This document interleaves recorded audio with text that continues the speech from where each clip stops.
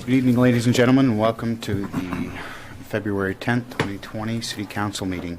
Roll call, Nicole and Mayor Mark Gaughan are absent. Tonight's invocation will be read by Councillor Terrio. Go ahead. Do we usually do the Pledge of Allegiance? No, after. No, do that. Okay. We pray for our country at all times, that all citizens are safe, healthy, and happy. We pray for wisdom for all those who guide and govern. Help this government body in every situation to know and to do the things that are right and just, with soundness of judgment in making vital decisions. We pray for the peacemakers, that the holy, life-giving spirit may ever dwell in their hearts, and the barriers of fear, suspicion, and hatred may fall. This we pray to the Holy Father. Amen. Amen. Item 3, Pledge of Allegiance. Please stand. Pledge allegiance to the flag of the United States of America and to the republic for which it stands, one nation, under God, indivisible, with liberty and justice for all.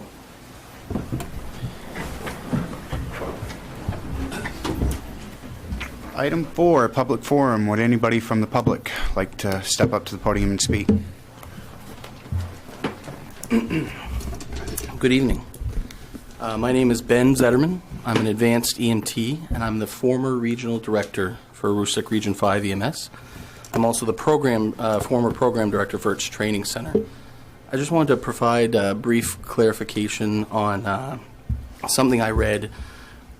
EMS providers, we can't just go to our local firehouses and our local hospitals anymore to get EMS education. Okay, so we are all held to national standards, and it was created from the National Registry of Emergency Medical Technicians.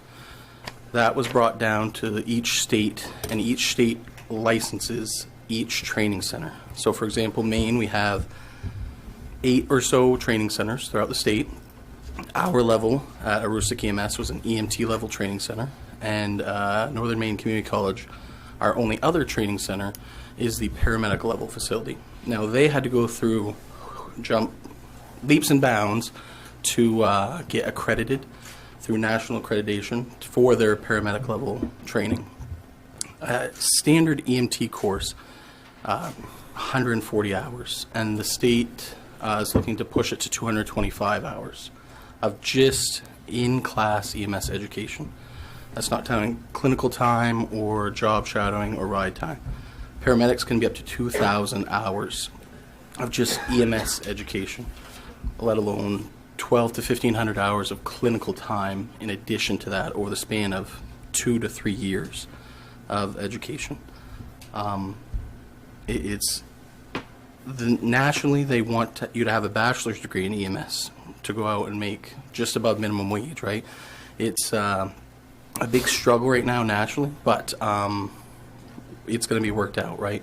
It's a true profession, and it's not anything to be taken lightly. I don't want anyone to just think that we are backwoods trained.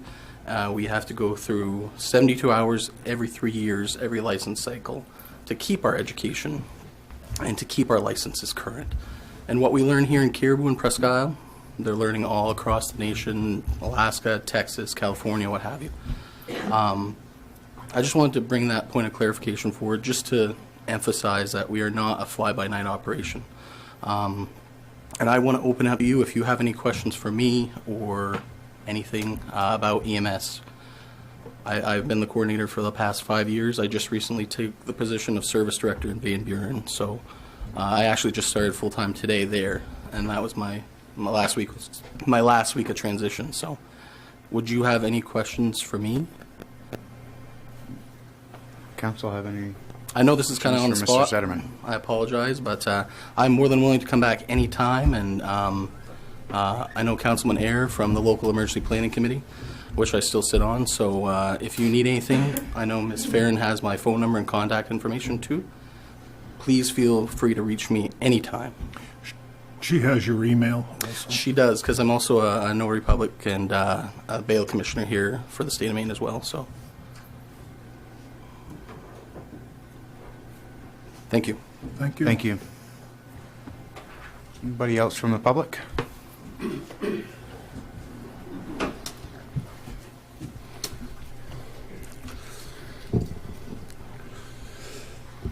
Mayor, or Deputy Mayor, I guess, City Manager, and councilors. My name is Milo Heaney. Before I start here, I was asked to ask you people if you could bring your mics a little closer to you when you speak. A lot of people can't hear it when you, talk away from the mics. So that's just one thing I wanted to pass on here tonight before I start.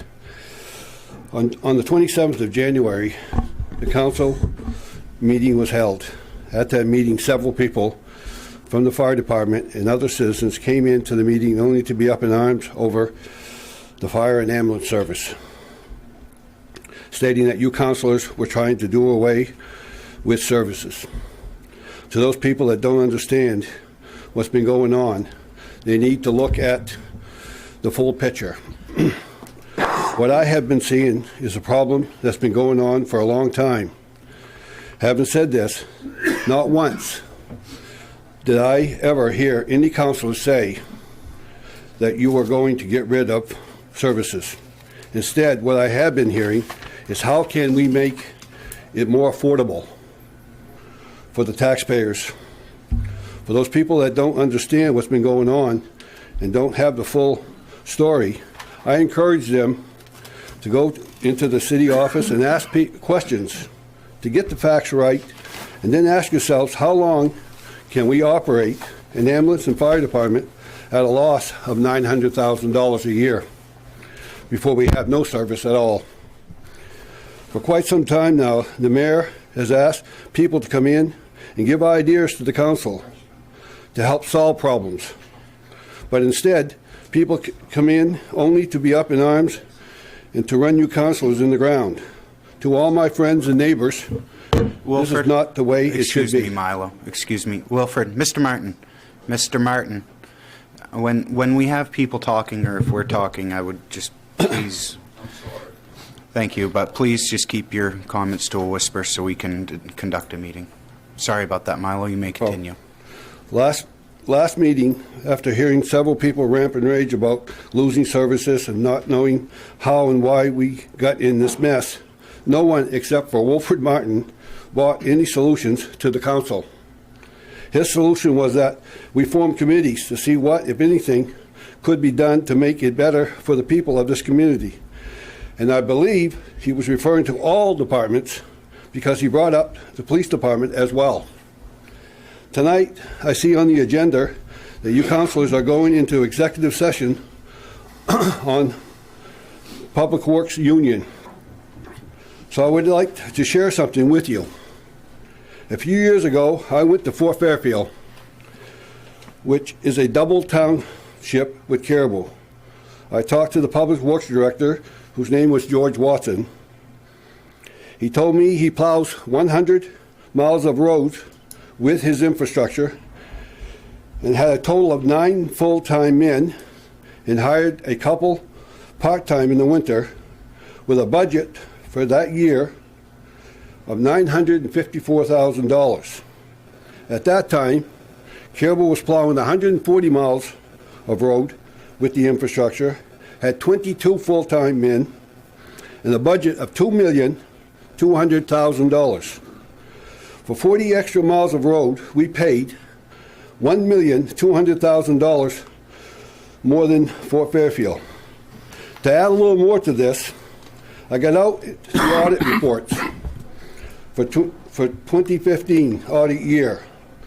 The Public Works budget was $1,975,395. For 2018 audit year, the budget was $2,467,884.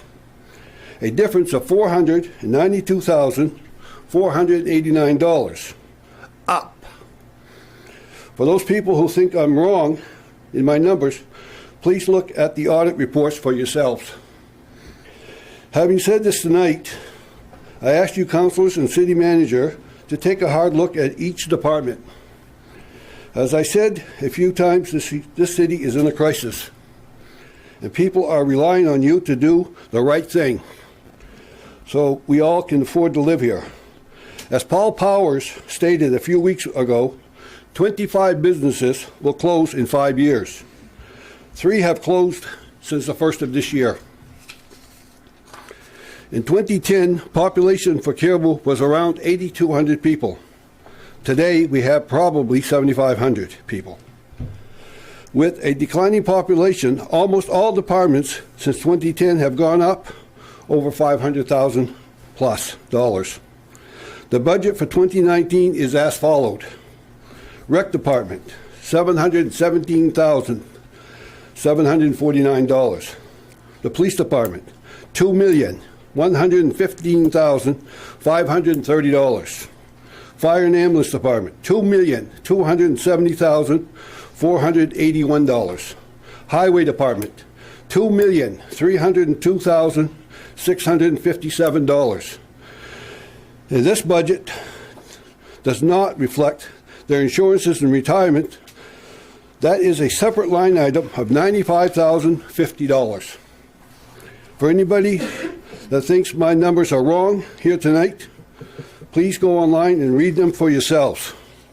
So again, councilors and city manager, look at these numbers in the budget and ask yourselves, can we do better? This is what it looks like if we take it off the line. 3 years. That's the numbers, if anybody wants to look at them. Thank you for your time. Thank you, Milo. Anyone else from the public like to speak in public forum?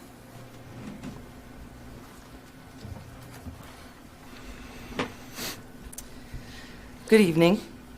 My name is Jennifer Quinlan, and I grew up in Caribou, graduated from Caribou High School, then went away for college, lived downstate in central Maine for about 10 years. However, as my own daughter approached school age, I knew that I wanted to return to Caribou, to home. I wanted to raise my daughter in a place where I had the utmost confidence in the safety and security of our community. Now, I've been a resident of Caribou for the last 13 years. I am a property owner, I'm a small business owner, and now I'm a very concerned tax-paying citizen. When I returned home, I specifically chose Caribou versus some of the smaller outlying towns because of the services provided to Caribou citizens, including emergency medical services. Just a few weeks ago, on January 24th, I celebrated my 4-year anniversary of an event that changed my life. The only reason that I'm alive today and was able to celebrate is because of the full-time Caribou Fire and Ambulance Department. You probably should know that I am a very private person. I do not like talking publicly about this highly personal event, hence the reason that I wrote it down. And I certainly do not like getting into the mix of local politics. That said, when I learned that the council was considering going with a private entity to provide emergency medical services to the citizens of Caribou, I felt I had to share my story. On January 24th, 2016, at the age of 40, I had a major cardiac event. At around 2:45 in the morning, I went into cardiac arrest at my Caribou residence. My husband called 911, did CPR the best he could, and in under 8 minutes after dispatch, at 3:03 a.m., Caribou Fire and Ambulance and their advanced cardiac life support crew arrived at my home. Upon evaluation of my condition and recognizing the dire circumstances and what was going to be involved to save my life, a second crew was dispatched to my home, and eventually a third crew would arrive to assist, as would Caribou PD. Despite what we see on television, when a person suffers a major cardiac event, a single 2-person crew is sometimes not capable of providing all necessary treatments and procedures in a timely manner, which incidentally is what a private entity provider usually consists of. And in my case personally, time was of the essence. Thanks to their training and wealth of experience, each crew member, and at one point there were 6 or 7 of them in my home, knew exactly where to station himself and exactly what needed to be done. There was a lot to do in a case of a massive cardiac arrest. CPR, breathing, administering medications, monitoring, shock pads, defibrillation. It's all hands on deck to save a person in a condition as severe as mine was. The importance of multiple crews doesn't end with the medical side of things. I live in a small raised ranch home, and my bedroom was at the back of the house, which does not lend itself well to maneuvering a body on a stretcher through doorways, around corners, down flights of stairs in a hurry. But because of the number of first responders that were there, after working tirelessly for nearly 40 minutes just to stabilize me enough to transport, I was loaded in an ambulance and was alive when I arrived at Cary Medical Center. But I wasn't out of the woods yet. And the Caribou Fire and Ambulance Department was called back to Cary 3 hours after they delivered me there, as I was deemed critically ill and needed transportation to the airport so I could be flown to Bangor. Again, the clock was ticking. My heart continued to stop and be restarted, and the quick response time of our EMS staff, not to mention the Caribou paramedic who accompanied me, who defibrillated my heart 3 more times in flight. What can I say? I owe these guys everything. A full-time fire and ambulance service provides the optimum service and the most favorable outcomes for the citizens of our city when we face very serious medical emergencies. Our fire and ambulance service has the process mastered.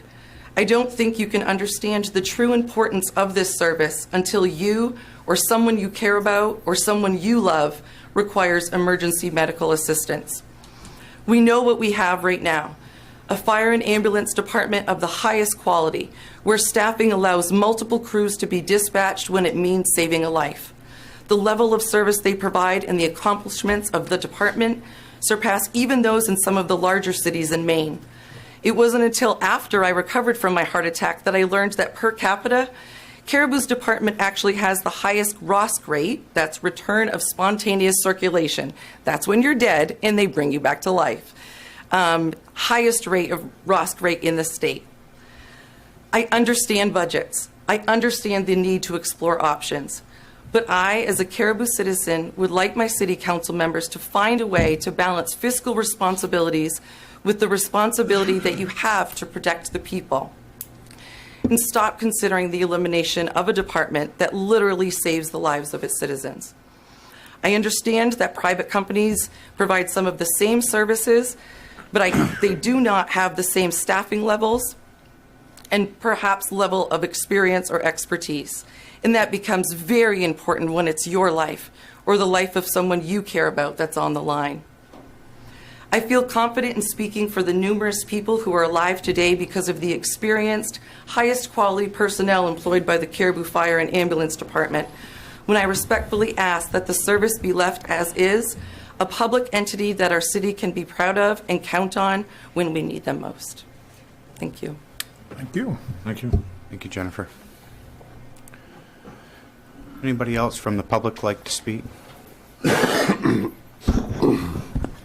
I don't know. I can't follow that. It's tough. Pardon my attire. I didn't plan on speaking. My name is Richard Leonard. I live at 11 Country Road here in Caribou. I've been a taxpayer with me and my wife for approximately about 15 years. I just kind of a question, basically, maybe a statement. I'm a paid call firefighter with the Caribou Fire and Ambulance Department. I also work at Cary in the pharmacy part-time. In the event that a local township, let's say, does not take our services, and they pick up the phone, let's say in Township A, and they dial E911, I was just wondering if anybody knows that, like, if we're the closest department, is that's going to be our response, right? I don't think that we can't decline that, can we? I mean, unless we don't have adequate personnel. I think that we have to go. We don't? Richard, normally I Okay. don't open Okay. up for questioning or Okay. anything like No, that, that's okay. but no, I'll make an exception. So, No, that's Mr. okay. Marker, would It was you just more of a answer statement than Richard's anything. question to the best of your ability, please? If we don't have a contract with that community, we're not under any obligation to respond. If we are the closest one and we have crews available, it's been our practice to respond if we can, but we're not under any obligation to do that if we're not under a contract with them. Okay, all right. Thank you for your time. I just was thinking about that and just didn't know how it worked. Thank you. Thank you, sir. Anybody else from public forum?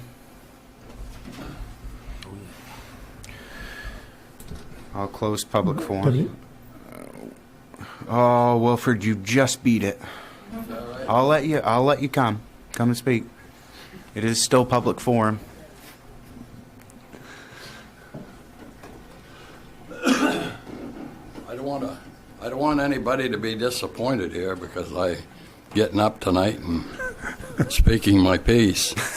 I've heard all kinds of stories here tonight about how great the fire department is and the ambulance service is, and you know what? They're right. There's no question in my mind that we do have a pretty good fire and ambulance service. We also have a lot of people that we've hired to service that service. To say that it can't be done any better in the private sector is something that I sort of take offense with, because the ambulance service should be in the private sector, and it should be done through the medical system. It should be closely tied to the hospital. As a matter of fact, the hospital that we have in Caribou. And I think they could do a better job with it. The thing that we've got wrong is it's creating a system of overtime that's costing us a lot of money because of the integration of the two departments together and how they're set up. There's no question in my mind that there'd be a better way to do it. And we could still keep it in the fire and in the fire department, but we're not working at it. Personally, I think it should go private. That's my opinion. And in the private sector, they can do it as well as they could in the fire department. There's nobody that can tell me that a fireman is a better person than a person out in the private sector as a person that can be a first responder, as a person that runs an ambulance or works for the ambulance service and can provide the medical services needed. All they have to do is go to the hospital and take the same courses that the fire department does, put the same time in, and they can do it in the private sector just as well. And take it off our hands, because it's not working, folks. We're going to be in deep trouble if our budget goes any higher because of this, and it's killing us. The population in this town is getting smaller. Businesses are leaving. I think it's because of the change in dynamics and the way business is done these days. A lot of online services. And it's really killing us. We're in the part of the country that has a hard time to grow. I mean, you can't grow with 6 months of snow on the ground.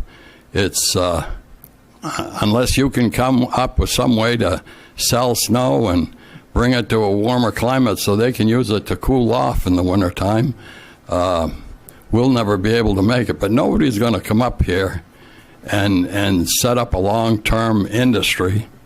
It's got to be done from within. You have to be used to this kind of weather. You have to be born in it like an Eskimo. And it's awful hard to live here for somebody that comes in from the outside. I mean, it's almost like the northerners going south in the wintertime there. When it gets hot down there, they're glad to come back home because it's a little cooler up in Aroostook County. If you want to know the difference between heaven and hell, you just move to Aroostook County. And you get a good dose of hell in the wintertime, and you get a good dose of heaven in the summertime. And that is not good for business, and it's hard to get anybody to come here and stay here. Even the students that we educate get the hell out of here as fast as they can. And we can't keep them here. There's just nothing to keep them here. But we got to come up with a better widget, folks, because we just can't afford this fire and ambulance service. There's just no way. I mean, you can cry all you want about needing these services, but there's just no way we can do it the way we're going now. So unless we put some thought into it and get our heads together here and get it down to where we can live with it, it isn't going to work for us. It's got to go private. And that's it.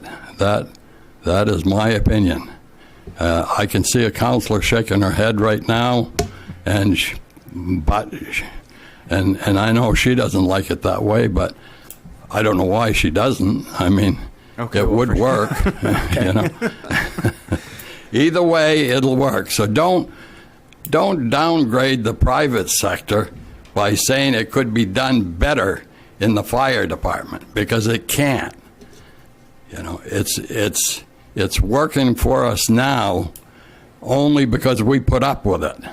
We haven't tried any other way. And when we had it in the private sector, it was working all right. We took it away from the private sector. It's the same as taking parking lots, folks. Once you take them, you're stuck with them. Okay? So that's all I got to say. But I'm getting tired of people coming up here and telling us how great the fire and ambulance service is and the police department is. They're only doing doing a job that they're supposed to be doing. They're not. In my book, there's no heroes here. The heroes are the people that pay the bill. Because it's public forum, so anybody can come up and speak to anything they want, just like you can. So, Yeah. and that's the way I'm going to run the meeting. And Oh yeah, well that's no. I'm not against that. But one thing I want to make clear tonight is that every bit of this. Now, listen to me very carefully. Every bit of this is paid for by the private sector, not the public sector, right down to their taxes. Okay? It comes out of the private sector, and it's the only way you're going to get production that pays is in the private sector. Production in the public sector isn't paying taxes. Thank you, That's all I Wilford. got to say. Anybody else from public? Mr. Zetterman. Thank you. A second appearance. Yes, it'll be my last. I apologize, I gotta get going, but so also just as a reference, Aroostook County, or actually our region, is comprised of all of Aroostook, parts of Penobscot, Piscataquis, Washington, Somerset counties. It services over 75,000 people throughout this region. We have approximately 240 EMS providers for these people, for 75,000 people. Out of those providers, roughly 85 are paramedics, and 16 of those paramedics reside at Caribou Fire. And I understand it's a fire and ambulance service. It's one of 3 in the region, Holton, Presque Isle, and Caribou, soon to be Fort Fairfield. But they are fully staffed and licensed at the paramedic level, all their providers. They've all pretty much gone to NMCC, I think, for training, which equates to about anywhere between $16,000 and $24,000 of private education they paid for to do their jobs, right? To be able to start out at $14 or $15 an hour, whatever they start out as. So it's a huge dedication on these individuals' part. Private versus public, that's a matter of opinion. As I mentioned, you can't go to your local hospital and create the education. Caribou is unique because the municipality still owns Carey Medical Center, so either way, you'd still have a payer mix of that, right? The townspeople would share that. And I've spoken before about this, and I'll speak to it again, that Caribou Fire is, out of all 12 services in this region, the most advanced for staff. You know, they have staff to come in, they're dedicated, they're qualified. Budgets will always go up. Minimum wage is now $12 an hour. I'm starting first-year EMTs at $12 an hour. That's no incentive for me to keep EMTs at my service when they can go to Domino's and start at $18 an hour, full benefits to be a delivery driver. You know, we have no incentivization for these people. And if we don't help support our crews and our public safety personnel, fire, law enforcement, EMS, we're in a national shortage. We need to support people. And I get budgets. I understand the business of medicine. But we also cannot toy with the practice of medicine, right? As Ms. Quinlan said, she was our spotlight service for our region, highlighted throughout the state because of Caribou Fire's efforts. And we have good calls and we have bad, right? But there was a bill introduced to say that every public service member, a member of law enforcement, fire, EMS, will have public safety by the end of their career. It was defeated, but it is true because I also led our debriefing team, and I'm still a critical member of that. We see things no one else wants to see, and we do things no one else wants to do. We deal with the critically ill and injured population every day. I myself ran the ambulance on Friday in Van Buren. I started at 9:30 in the morning, and I didn't stop till 3:30 the next morning, dealing with people who were seizures and having stroke-like symptoms, heart attacks, diabetic ketoacidosis, where they were going unconscious. And we are unique, and we have 30-minute travel time, either hospital in Van Buren. You have your own hospital in your community within 10 minutes, right? I think that's marvelous and amazing for your citizens. And then interfacility transports, getting these people to the definitive care, their tertiary care centers like Eastern Maine or Maine Med or even Boston, where we don't have those resources available. It's these individuals that go above and beyond education and training. I work with their training officer all the time to keep our continuing education going. And I put a word out there to say that if you need me at any time, please never hesitate to call. And I understand budgets, but I also understand the biggest thing you're paying for is personnel. And we should have some reprieve in repayment where they just passed the Medicare, Medicaid bill to up our percentage of reimbursements throughout the state. So I just put it back out there. And again, please, if you ever need upon me, call upon me at any time. Thank you. Thank you, Mr. Centerman. Anybody else from public forum? Close public forum. Item 5, City Council minutes. A, January 13th, 2020. Chair will entertain a motion. So moved. Second. Moved by Doug, seconded by Jody. Any discussion? All those in favor?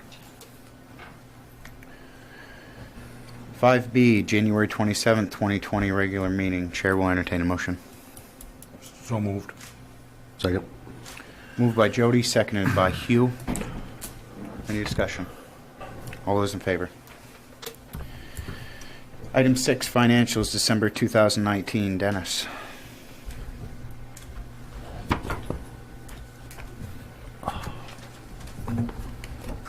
Just want to highlight, this is basically the year-end statement for the city. These are unaudited numbers, so I can't say this is definitively where we're sitting at the end of 2019, but I do want to highlight that based on discussions that the council had in appropriating final expenses, basically trying to capture all the expenses that we could last year into a reserve account.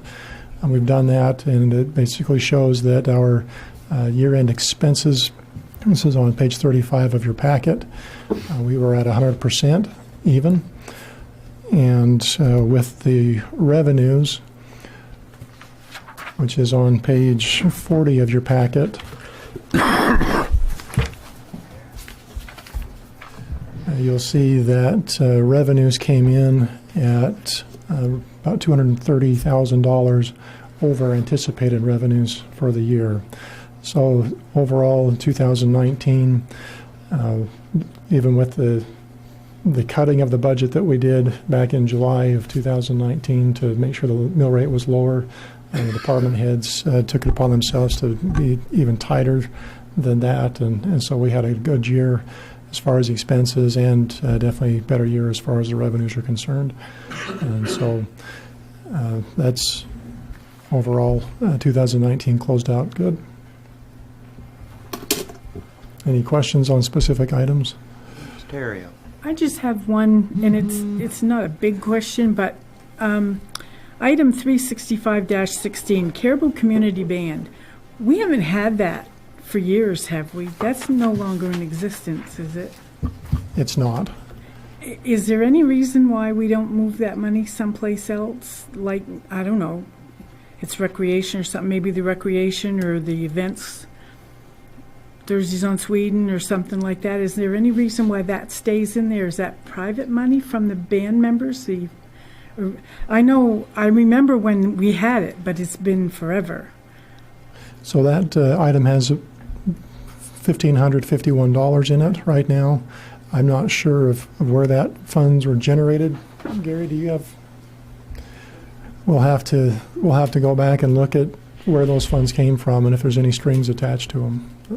But you're right. If they're not being It's utilized been now, years we and could move them years. if the council directs.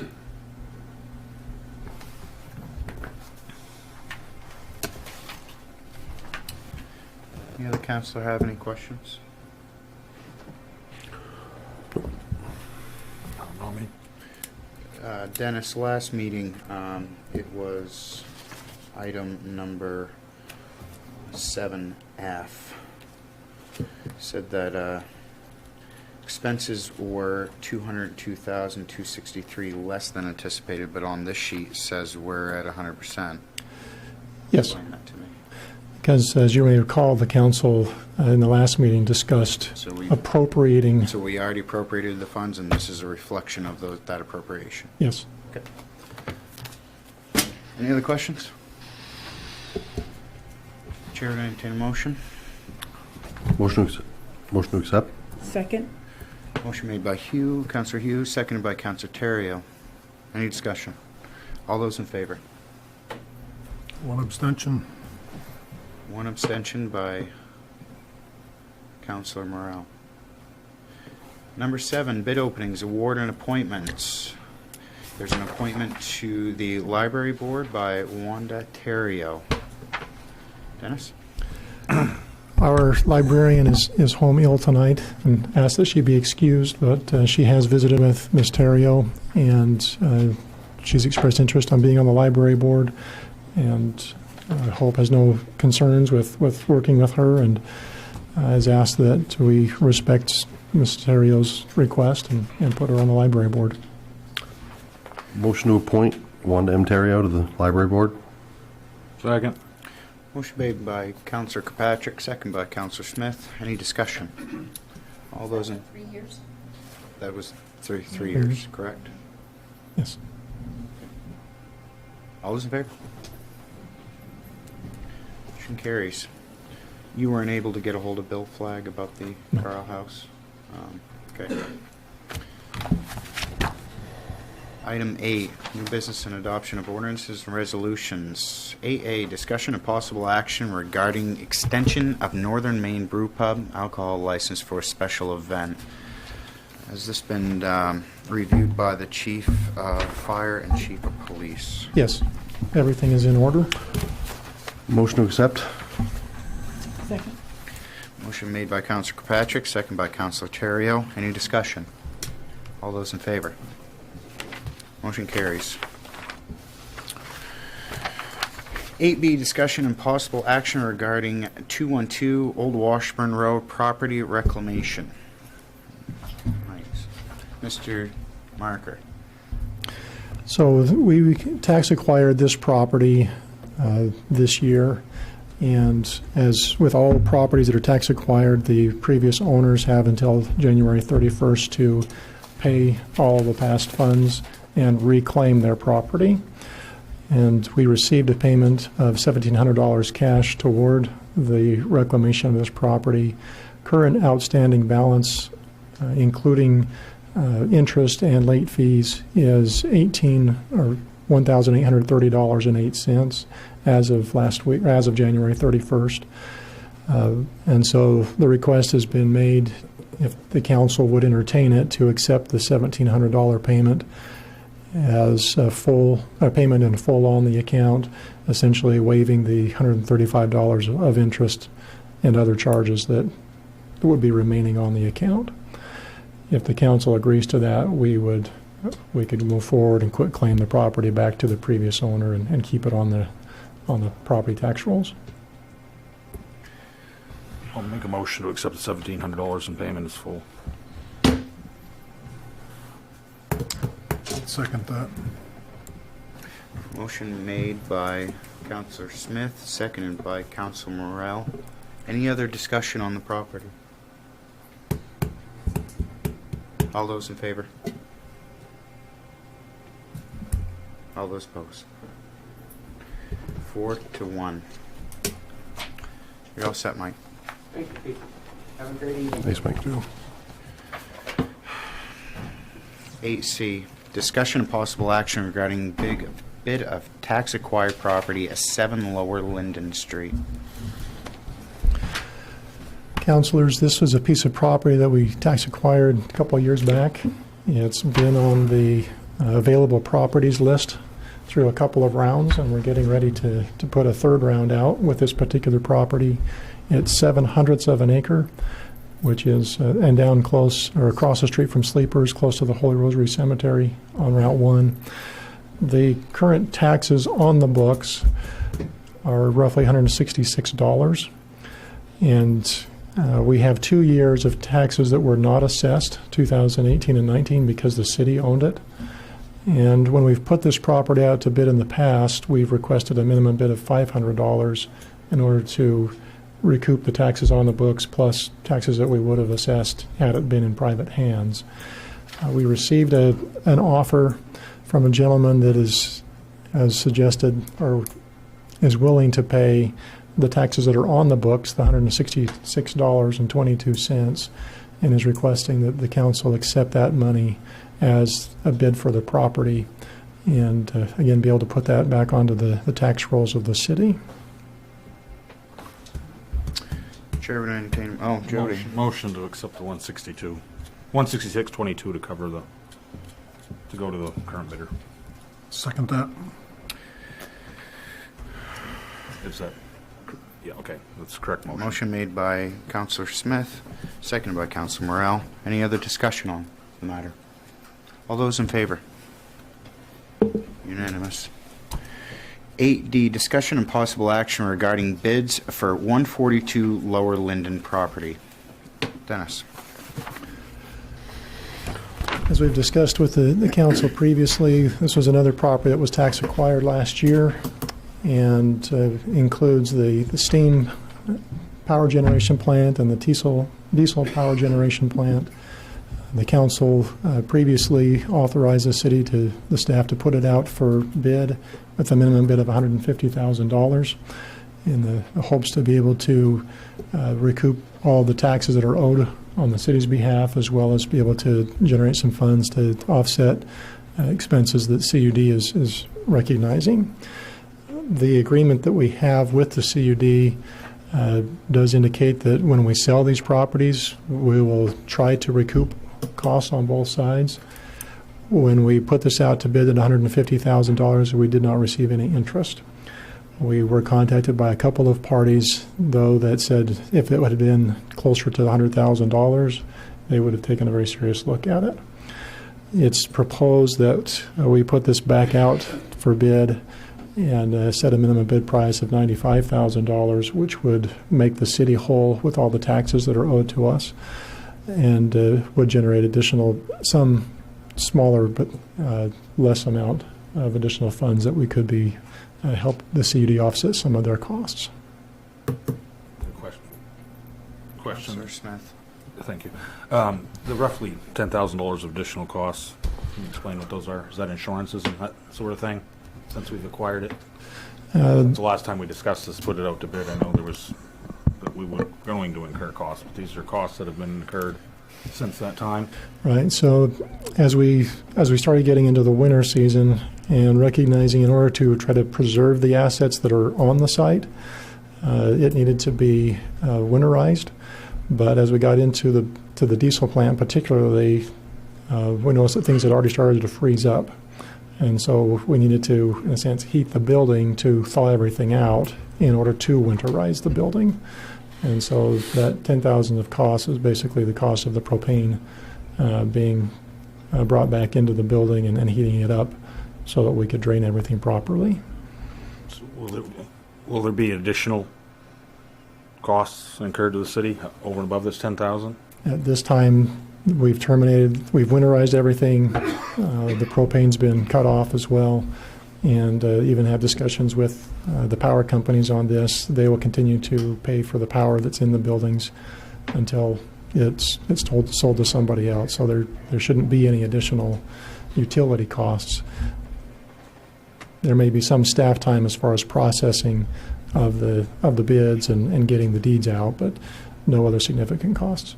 So there will be no more costs associated to this building while it's under the care of Caribou, Maine. None anticipated. There's no utility cost that will be coming to us for this. Councillor Kirkpatrick, I know you're kind of playing a double-edged sword here. So the when it was put out to bid, how wide a net was cast? Through our typical bidding process, Which is general advertisement in the newspapers. all the state newspapers, or We just do our local newspapers. so wouldn't we have a better chance of getting this sold for our minimum bid if we cast a bigger net? We can certainly try that. That'd be my recommendation. So, and this would be a minimal additional cost to go to state newspapers for what we could get for a return, possibly? I mean, relative to the potential return, you're looking at a couple $100 per newspaper.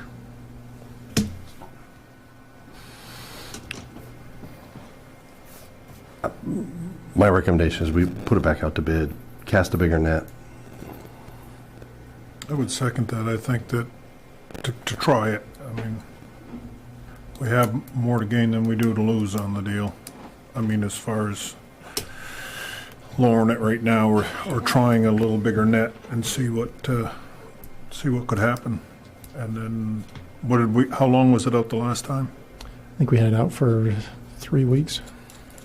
3 weeks to a month. If we're not getting them, then we could revisit it. And With no additional cost. I mean, we've right. verified that unless something's unforeseen, we're not going to have this Right. another $10,000 next month. Right. Is that a formal motion, Councillor Second. Kirkpatrick? Where do you want to do? I seconded. I hope it was. Yeah. Yeah, I motion we put it back out to bid at $150 minimum in more places than where you advertised it before. Second. Motion made by Councillor Kirkpatrick, seconded by Councillor Morrell. Any other discussion? All those in favor? Unanimous. 9, old business. A, discussion regarding City Council priorities for 2020. Dennis.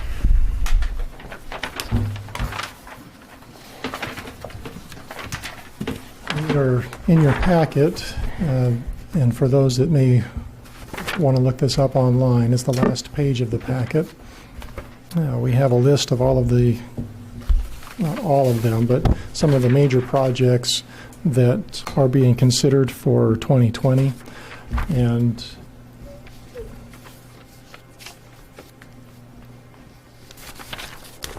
Oh, you had it working, Dennis. we had it working. I'm trying to get the image of the spreadsheet up. And it was working right before this meeting. I hope we're not paying our IT guy overtime. So, Well, okay. continue on, Dennis. The information that's in the packet, we had Councilor Morrell and Gahn had not turned in their scores.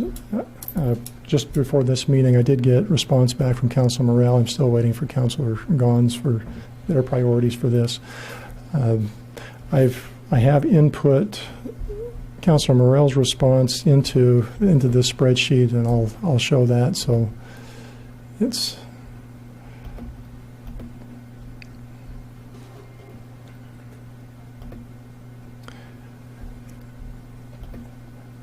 trying to get that zoomed in a little bit closer. So as far as public safety priorities are concerned, we were looking at trying to get FBO services at the airport. I'm sorry, I need to get up to the top. For public safety, we were looking at what we could do with the opioid and drug enforcement issues, the discussion or dealing with structural upgrades at the fire station, and also looking at the ambulatory service contracts. The top two projects, as far as a focus right now, with Councillor Gaughan's numbers not included, would be trying to focus on the opioid and drug enforcement and getting the fire station structural upgrades taken care of this year. That doesn't necessarily mean that we would stop work on the other ones, but those are two that we definitely want to focus on this year. The other element there that was on the list was looking at the police station design and a possible referendum in November. As far as infrastructure work goes, we were looking at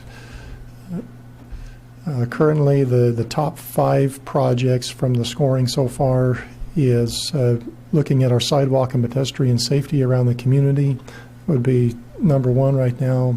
Also I'm sorry, that's not number 1. Number 1 would be looking at facility maintenance audits and plans for each of the city's facilities.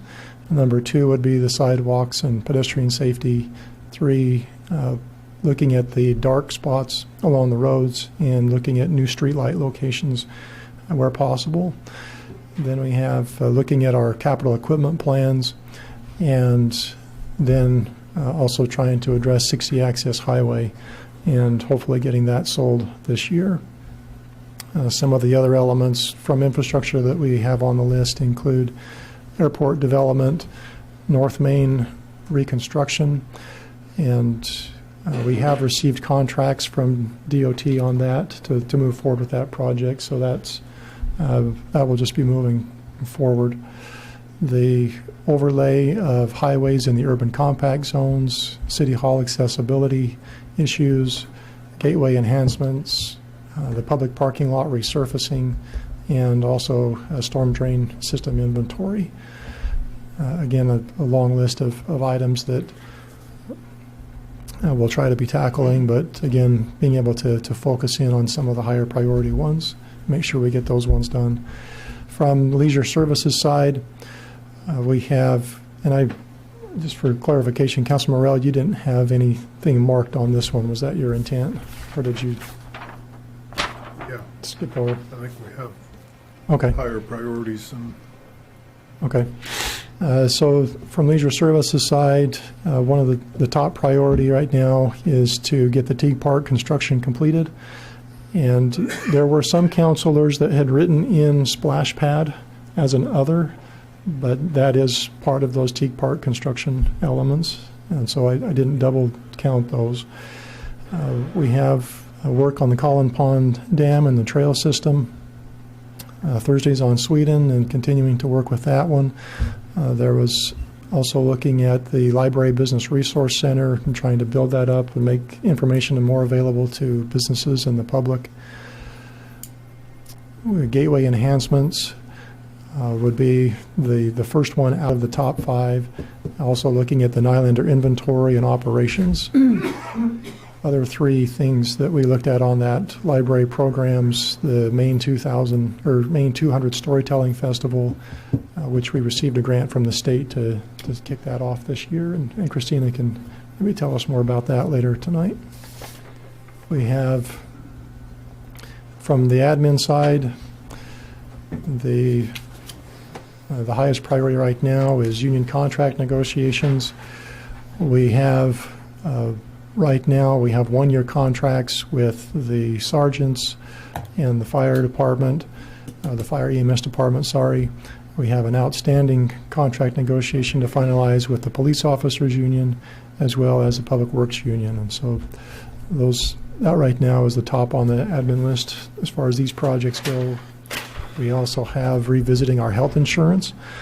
We know that with the rising cost of health insurance, we saw that this year with almost, I think it was over an 8% increase in our health insurance costs. And so we need to start looking at other options for health insurance and what might be available that way.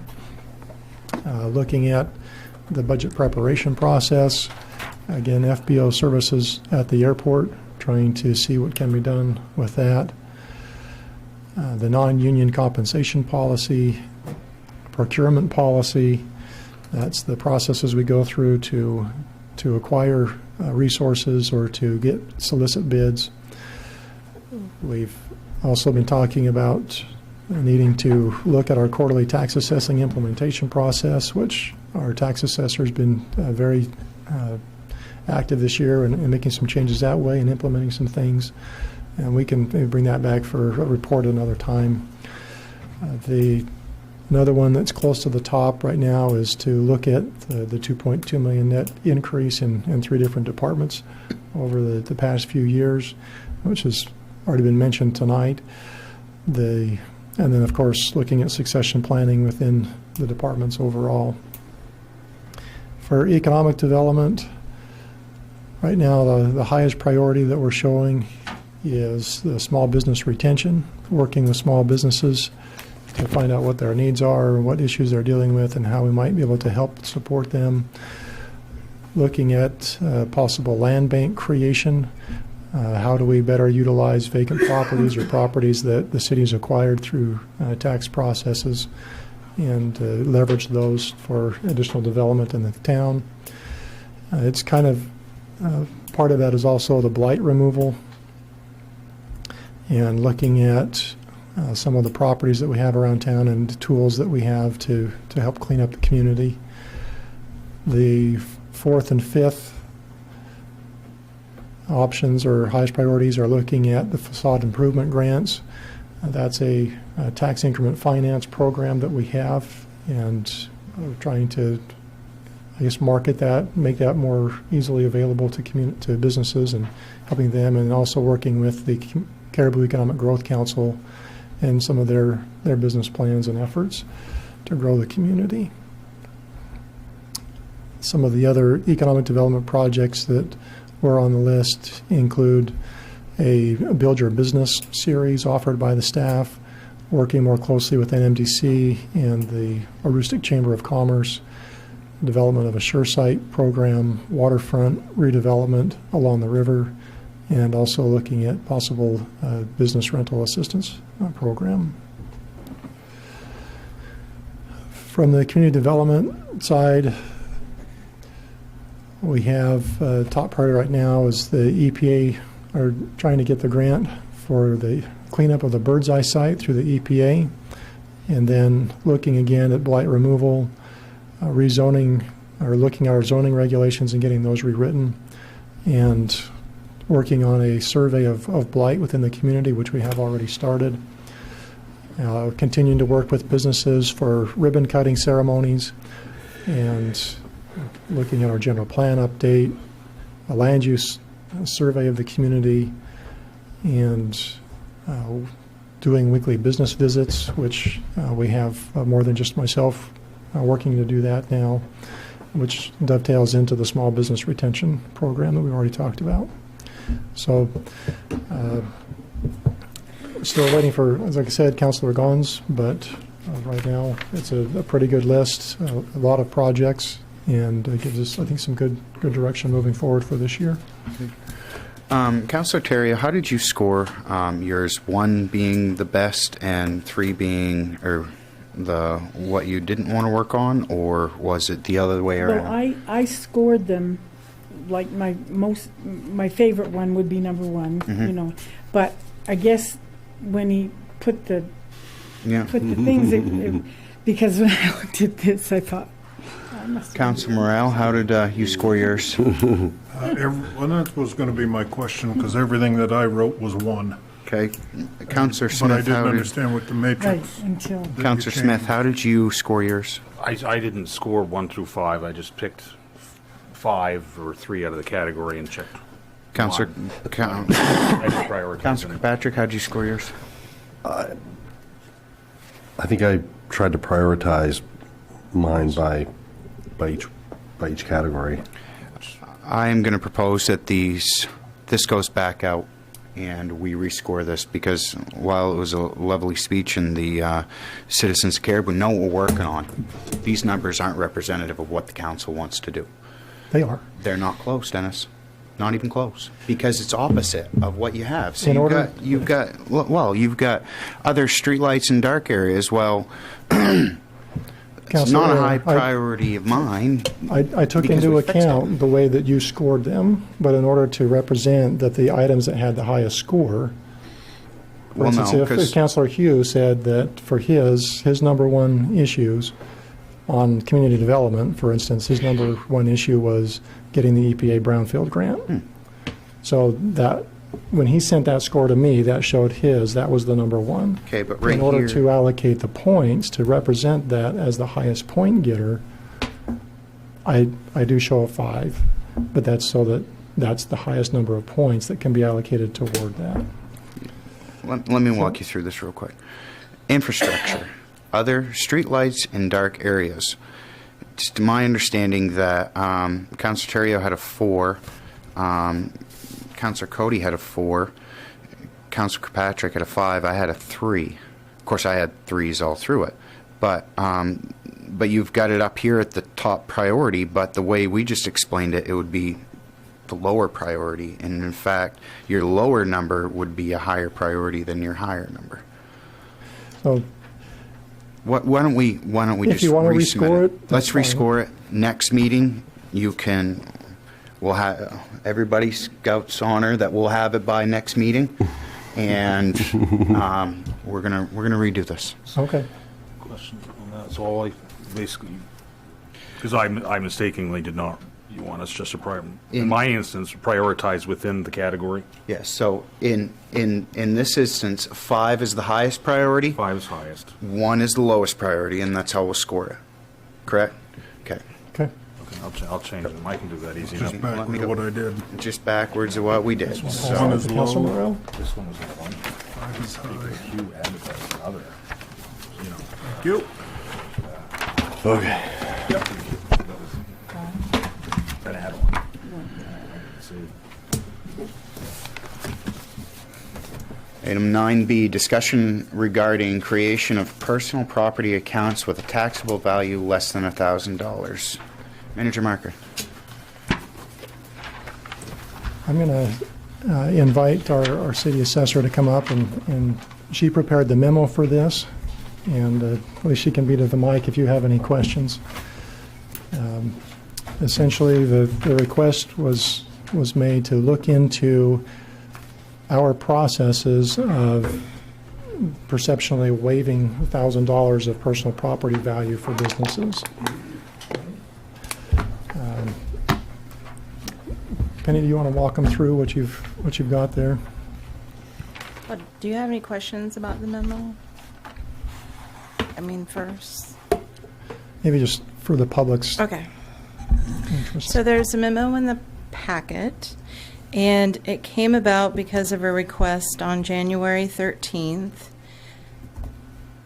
because Councilor Morrell observed that with one of our current assessing practices, effectively up to $1,000 is forgiven and someone isn't, an account isn't created if it's less than $1,000. So the dilemma in that is that what this department has characterized as an operational efficiency is viewed by others as a credit for some, but not all businesses. And this is something that has been in place for quite a while. And it's been $1,000 because it is mentioned in statute. Although it does say, if you read it, that it's not for, that the $1,000 doesn't count if it's something that's used in business.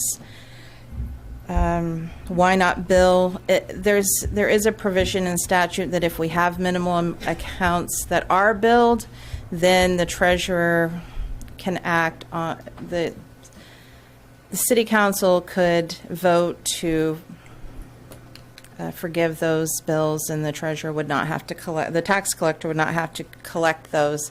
And there's not a similar statute for real property. It's something that's just for personal property.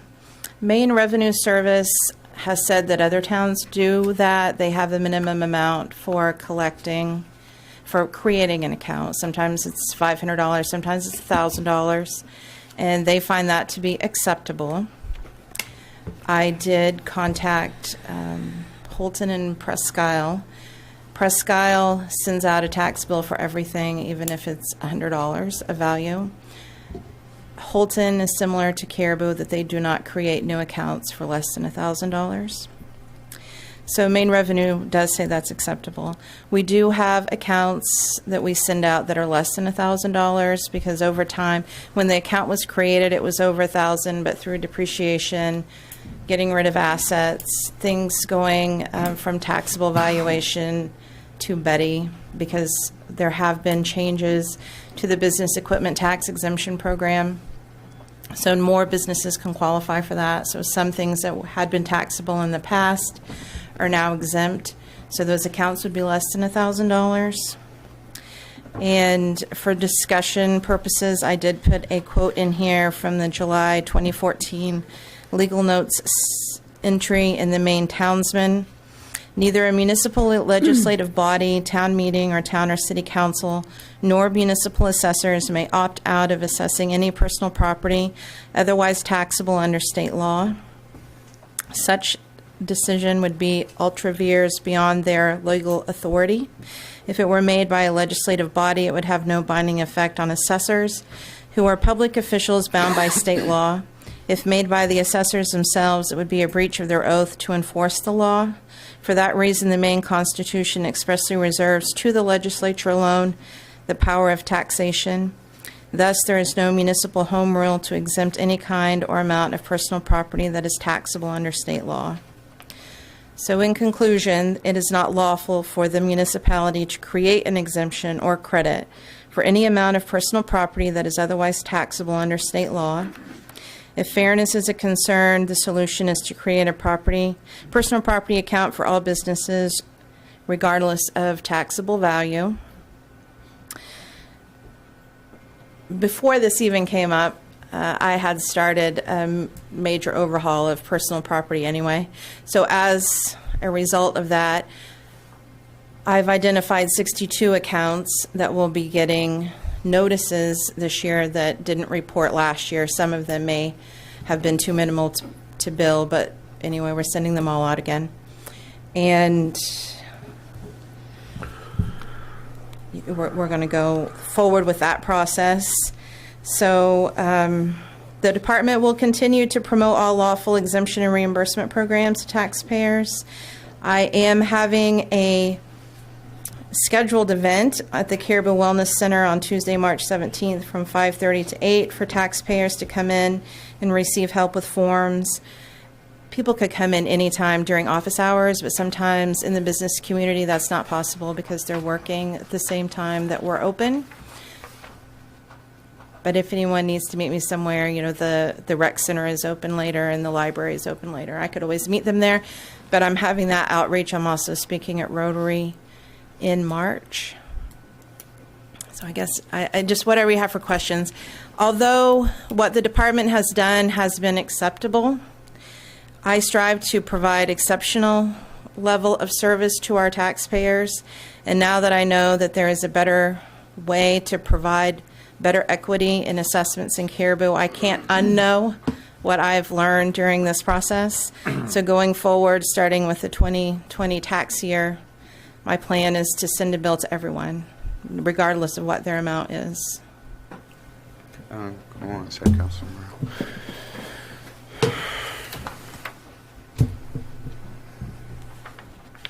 So you're going to send out a bill to everybody regardless? That's my plan. That's what that's what they do in Presque Isle. If you are really following it to the letter of the law, that's what we should be doing anyway. Councilor Morrell. That wasn't the intent of my question 2 months ago. The intent of my question was to make it business friendly. Not to, and I wouldn't support a vote to tax the $1,000 or less. So if it come to the table, you can bet that I will not vote for it. I'm still a little green on this because I've been trying to research this through the state myself, and I'm reading different things that are telling me two sides of the story here. So home rule comes into effect somewhere. Not sure where. I'm still digging at it. I was told by a Maine senator that they do not regulate personal property. Now, that and 10 cents wouldn't get us a coffee up the stands, but that's what I was told. So you can see where I'm at. I'm digging, trying to find out what way. The intent was to make it, you know, if we're going to give, the money isn't the issue. It's the perception that has the value. And the businesses that we're scraping and crying and screaming about trying to keep here, it's not the $24, it's the perception. And perception is 90% of the battle in what we're trying to do. And that was my reasoning for saying, well, we'll give them $1,000 credit prior to accessing the tax on them. And that's very true. With anything in government, perception is the reality. And people who work with me know I say that a lot. Yeah. We have to, everything that we do needs to be very transparent. And because of that, the perception at this point, since I've come up here to say, yes, this is an acceptable level of service, but it's certainly not an exceptional level. We're not treating everyone the same because we're not creating these accounts if they're less than $1,000 of value. So the perception is going to be that we're not doing the job that we should be doing or could be doing in Caribou. So yes, but I guess I take the opposite part of that is if the perception has to be that I'm doing my job at the best level that I know how to do. And at this point, I can't unknow what I know now, which is I really should be creating these accounts. Now, in theory, if we're picking up everything, then the mill rate should go down. Because if we are picking up every $100 in value, then you're going to have a bigger tax base. And that's something that is talked about a lot, is how do we increase our tax base? How do we find more value? And I understand. To the point that it's business unfriendly, if everyone's treated the same, everyone can grumble together. And to your point about someone saying that the state, can you say that again for me? The state doesn't regulate personal property tax. Okay, the state doesn't, in the memo under history, Title 36, Section 328 recognizes the freedom, invention, and individual means of the municipality by which said standards are met. So the standard is that we have a requirement to ascertain the amount and value of real estate and personal property as of the first day of April. So the state doesn't come in and tell us how we're going to do everything. What is the complete methodology for picking up things, for valuing things? They're not regulating all of it. They do for things that they're getting exemption, reimbursement because of that amount of reimbursement that comes back to the city because of exempt items. That stuff they do keep a very tight handle on. However, I go to a lot of training every year on, okay, so what do they have different for practices? What do they want to see? I mean, I have my audit this week from Maine Revenue coming up for them to come in and say, okay, well, we like what you're doing here. We think you need improvement here. The state is not going to come in and tell us how to do everything because they don't want to fund us. If they're telling us all the minutia of everything, then they would have a responsibility to pay the cost of doing that, and they're not going to do that. But I think that if you ask more questions to the state senator about are the municipalities required to collect personal property, you're going to find that they are. And we have to go out and try to ascertain the best way that we can what is the nature, the situation, and the value of whatever that property is on April 1st. So you're saying home rule has no effect on whether we do or not, or at what level we collect personal property tax. It is my understanding from what I quoted from the Maine townsman and also every training that I go through, because taxation comes from the legislature, that is in their purview, not ours. We are supposed to go out and find whatever we have for taxable value, because as we know, this affects our state valuation. State valuation affects our state aid to education. It's used to figure our property fiscal capacity for that. It affects what we pay for our county tax bill. It affects what we get for revenue sharing. So the state, they have field staff here. And this audit that I have in my office on Thursday, they come in to make sure I am picking up things, that I'm exempting things appropriately. Because if we are if we're giving them numbers about valuation that are artificially low, then we're taking money away from someone else as far as they're concerned. Manager Marker, you wanted to add something? So, again, Penny's job as the city assessor is very clear. She has to find everything that she can and set a value to it. The legislature, they're the ones that are saying, these are the programs that by which you can exempt things. And the indication is that only the legislature can say, these are the exemptions that are available. The $1,000 issue we're dealing with here is more the administrative aspect of, is it worth it to us, the printing cost, the staff time to generate a bill, to try to collect that $10, that $5, and it hasn't been an official policy, and we haven't found any official action to where the city council said, yes, we want you to continue implementing that. But if the council wanted to say, or if we drew up a policy for the council to consider in which we said, if it's a bill that's going to be less than $24 or the mill rate, on $1,000, then don't worry about sending out a tax bill. That's an administrative efficiency element to it, that what we're hearing from the state is they're not necessarily going to slap our hands if we do that.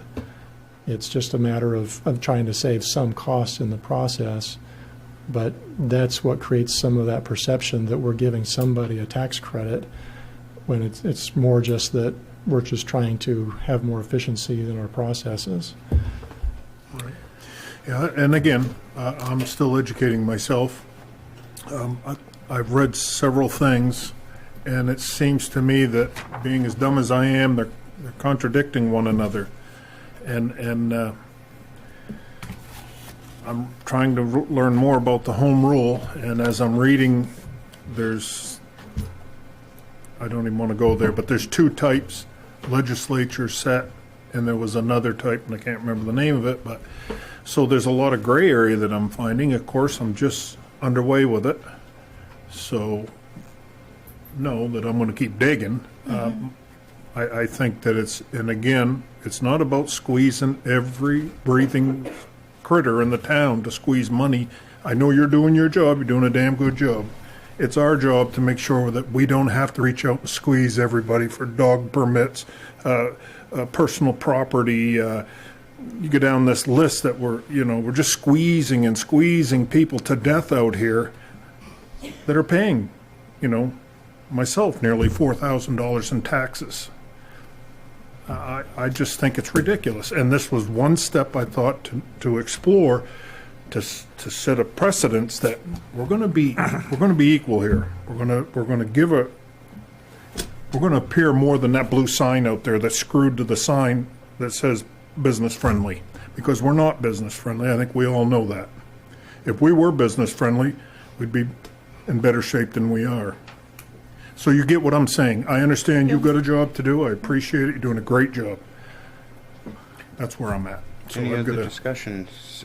Councillor Smith. Under the 1,000, any account that's under 1,000 is not billed, correct? No, Not we just don't. necessarily. Yeah, we just don't create a new one. Don't create a new one. How many of those, is that the 61?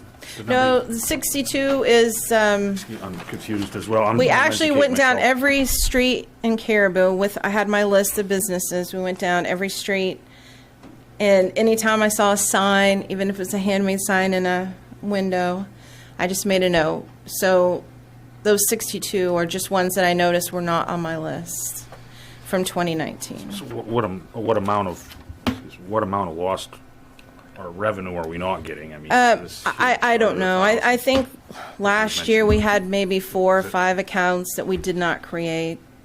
It would vary from year to year. I mean, 2012 when we had the reval, there were a lot more because there was a more concerted effort to go out and pick up new accounts. Just like this year, we're going out and making a more concerted effort to pick up accounts. Any other counselor have any questions? No, not right now. This is a first read. We will be tabling this and looking at it again next meeting. Okay. Thank you, Penny. Okay, you're welcome. Thank you for the education. Yeah, thank you. Thank you, Penny. I'm Official available motion. anytime. No, my motion. Which is we're tabling. It's a first read. Right. Yeah. So, Just discussion.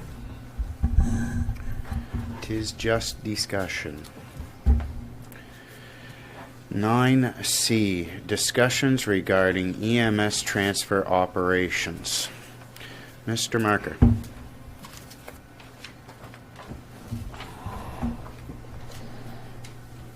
You gonna try it again? I'm going to try it again. I'm afraid we're going to get a nice colorful rainbow again, and that's 3 strikes. 3 strikes, man. Color That's graph. it for the night. It's a graph. It's a pretty graph. Yeah. I always said he was good at making graphs. I like it. I'm going to unplug and replug and see if that might change some things. There's your daughter. Oh, good. Well, we saw her when we were testing. Right. It was there. It was there. It is there no longer. It's there no I will longer. ask you to proceed, Mr. Marker. We'll push this out to the website and make sure it's attached as a Please. exhibit to the minutes and everything.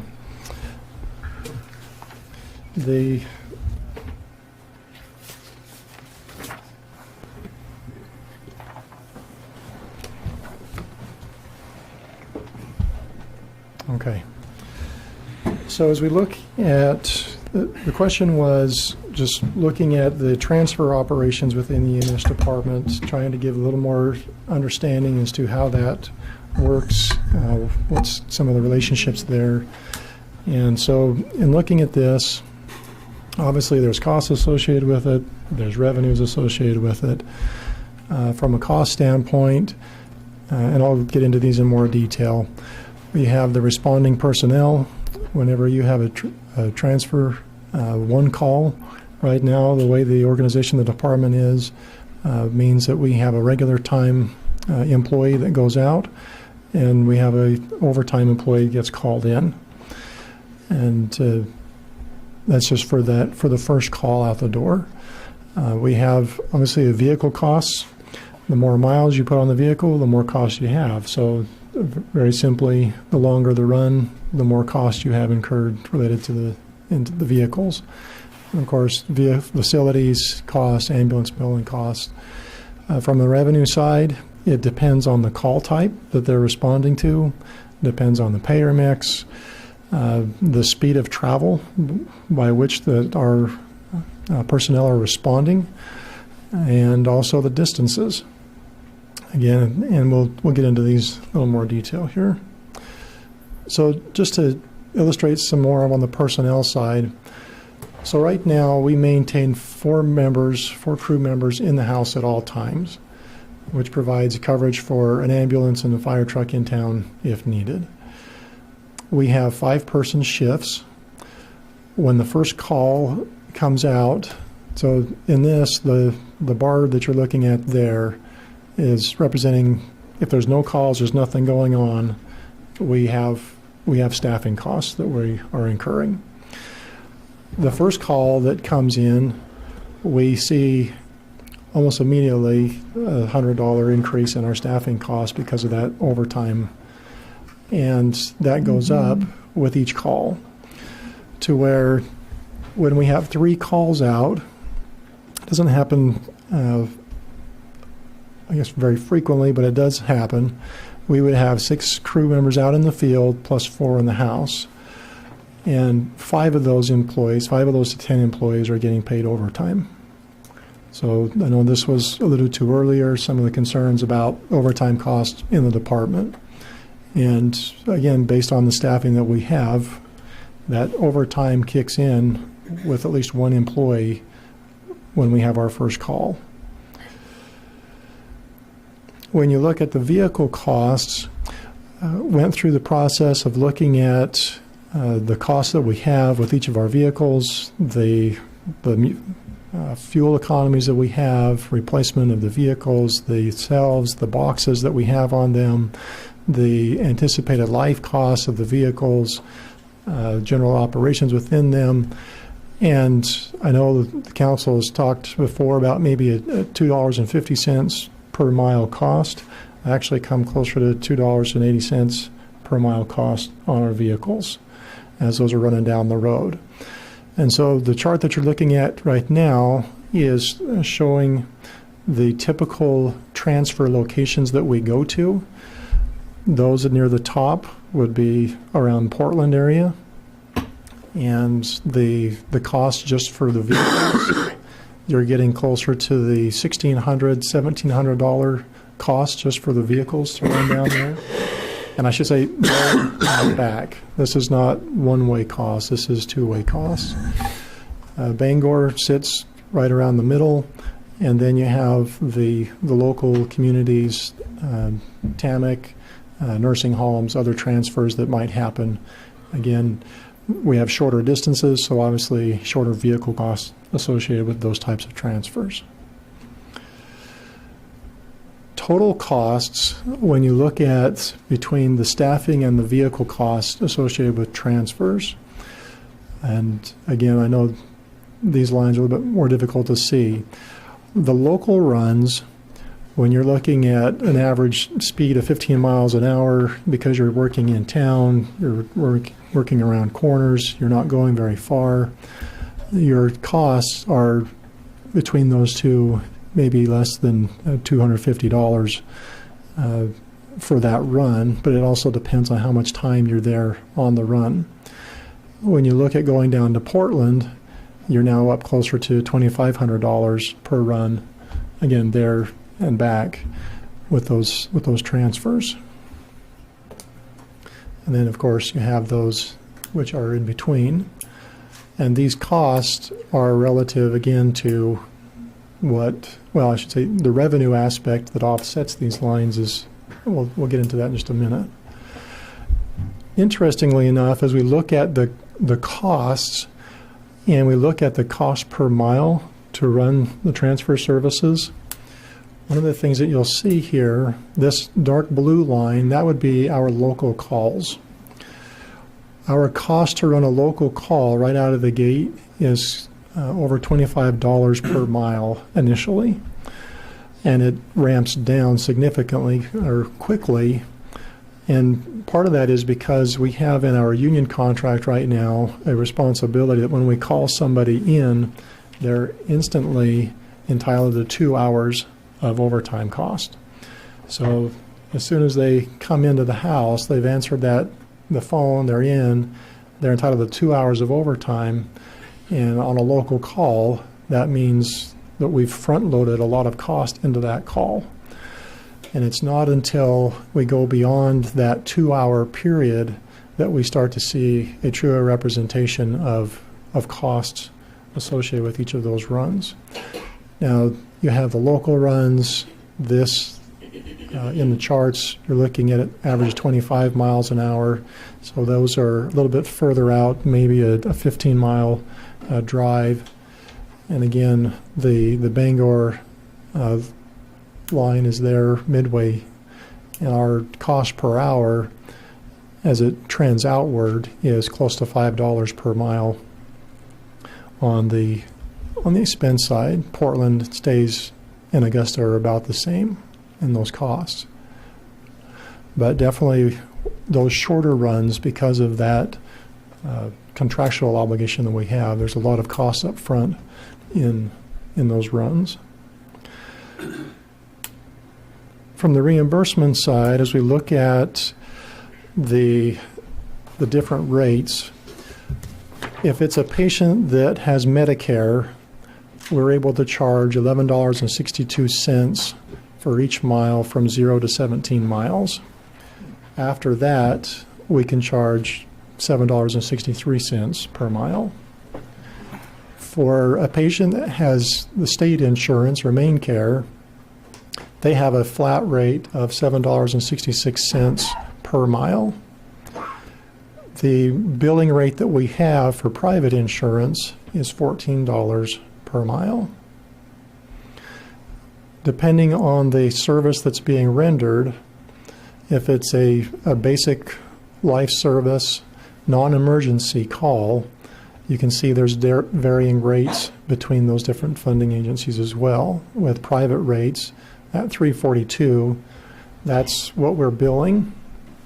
The $274 from Medicare is basically because we're billing at $342, we're able to get $274 from Medicare, and from the state, $222 for that same service.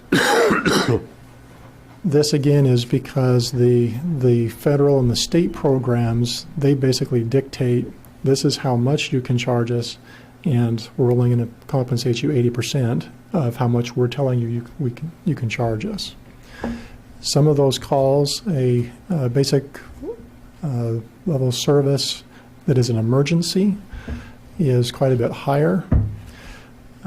In the billing documents that I received, we have what's called an ALS1, advanced level of service emergency. There's advanced level services 3. Is it 2 and 3? ALS2, specialty care. Okay. And that one, for whatever reason, the federal rate was not available when I put this information together, but that has an even higher cost or a higher reimbursement rate than the BLS emergency.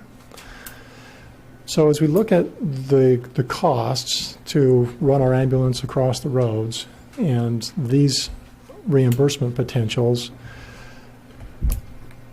if we look at a local transfer call, obviously at point 0, we have very little cost. But if we know that it's, for instance, a Medicare basic level service non-emergency, we know that we'll be able to get reimbursed a certain amount for that. And on a local transfer, very few miles, we know that we'll get reimbursed up to a certain point. In this graph, you're looking at just around $320 for a basic level service non-emergency Medicare. Once we drop the patient off, we can no longer bill any more staff time for that. And that's why you see these lines start to flatline. Our costs, though, would continue because we have the cost of additional staff time and the ambulance time on the road to get back to the house. Okay. Now, some of these, obviously, as I pointed out on the last slide, for a private care insurance, we can bill them more and get reimbursed more. So even though on a local transfer, our average cost might be around $200, $250, we can bill those private insurers closer to $500 and be able to get that additional revenue.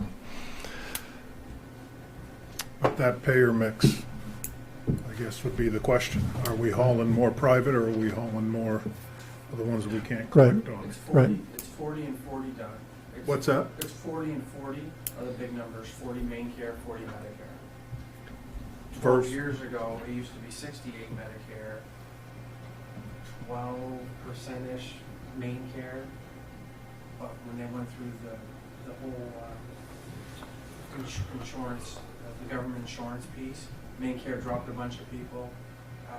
They went on to the managed care, and then as that fizzled out, main care has been picking them back up very slowly, but there's a big hole of people that don't have anything right now. But in Mr. Marker's comment, we're relying on the private insurance to carry the gap, the loss, more or less. Actually, We're able to bill more on the private insurance and get at a higher rate of return, therefore offsetting the other two losses we're taking against what we billed against main care and whatever the other one was. right. If we were in a community where we had lots of private insurers around and we were working with them, we certainly would do that. The revenue estimates that we are putting together are not based, we're not assuming private insurance on 100% of these. I just want to make that point. That yes, I agree with your statement, but I think we all know that the majority is very small on private insurance, which puts us down into, main care and Medicare that aren't fulfilling their responsibilities and what it costs, or at least we're trying to bill. Correct. So, and again, this is just the transfer element of things. We're not looking at the E911 service that is out there. So for a mid-distance run, obviously our costs are starting to go up now. We also have elements. Again, we are able to bill the patient for the service that is being rendered up until we drop the patient off, but we also have a longer time in the vehicles transporting our own crews back to the house. And so you see it does start to creep up and get closer to just barely covering expenses if we're dealing with a state of main patient and a basic level of service non-emergency. Okay. On the long distance runs, this really is where it gets to that element of our costs and our reimbursements relative to the miles that we're traveling. Obviously, if you're traveling faster per mile, you can generate more revenue per mile, or in that same short period of time. We would have, for instance, a trip to Bangor, our cost, again, would be close to $2,500. If it was a private care patient, based on the reimbursement rates, we could be billing almost $5,000 for that one patient. And that, when you look at the time that we would be dropping the patient off relative to our billable period, so we could bill up till we drop the patient off $5,000, we may only be incurring a cost of $1,300, $1,400, but be able to recoup that difference on a private patient. The same, you're looking at that gap there between costs and revenues. And ideally, what we try to do is we drop the patient off down in Portland, if we're down there, and try to get somebody in the cab to come back so that we're able to extend these lines again, rather than having that flat line service coming back to Caribou. So you're trying to backhaul out of Portland. Exactly. So what is the success rate of that? It's easier to do it in Bangor. They come back up there to nursing home. Chief, I like you, but could you step up to the mic? You said more than 5 words. Just so people at home can hear you. It's easier to do backhauling, or I don't know what the trucker name for it is, but Well, you don't want a deadhead back. That's what it's called. that's what I was thinking, and I don't want to use that word. Please don't use that. So it's easier to get one out of using the transfer service into Bangor. One, they don't like coming up here at night, and if we're already down there, it's easier for them to turn one over to us to bring back up to Holton or Presque Isle or somewhere in between. As long as we can get a hold of them first, they don't reach out to us, but if we reach out to them, they will usually fill the truck with somebody that went down for a service that needs to come back home. So we would have you got the records of this, right? Yes. We can look in our history and take a look at what was, I call it backhaul, whatever you want to call it. Backhaul will work. Yeah. Right. So basically, you got to be a truck broker, Yeah. Yes. in essence. Right. Go ahead, Dennis.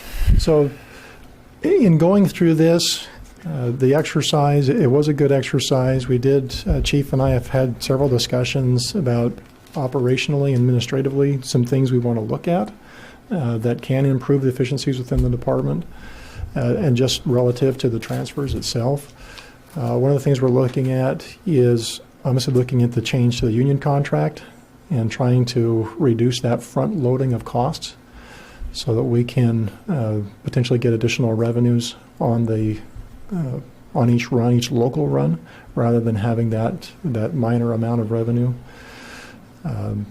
We've also looked at the possibility of doing some staff changes to eliminate that time and a half wage cost for every call. We've talked that there may be some options during daytime hours that if we were to bring in one person just during the daytime that worked kind of a standard shift rather than the long shifts that they have, we could recoup some, which gets to this next bullet point, looking at only or limiting non-emergency transfers to daytime hours rather than getting a call at 6 o'clock or 7 o'clock at night from the hospital saying we've got a patient that needs to go down. It's not a critical care issue.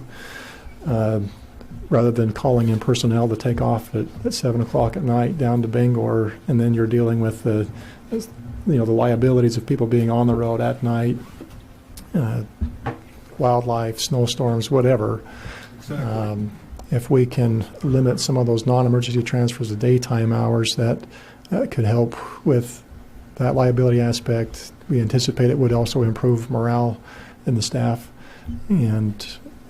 but there would have to be some changes if we're going to, either the hospital is going to say, okay, we'll go to somebody else for nighttime transfers that are non-emergency, or be willing to hold the patients for a longer period of time, but something that we could look at. We've also talked that if we put more of the transfers during the daytime hours, there may be some fleet changes that we can look at, because we might be running more transfers during the day more locally and not need some of the same equipment that we have. So something else that we can bring back to the council.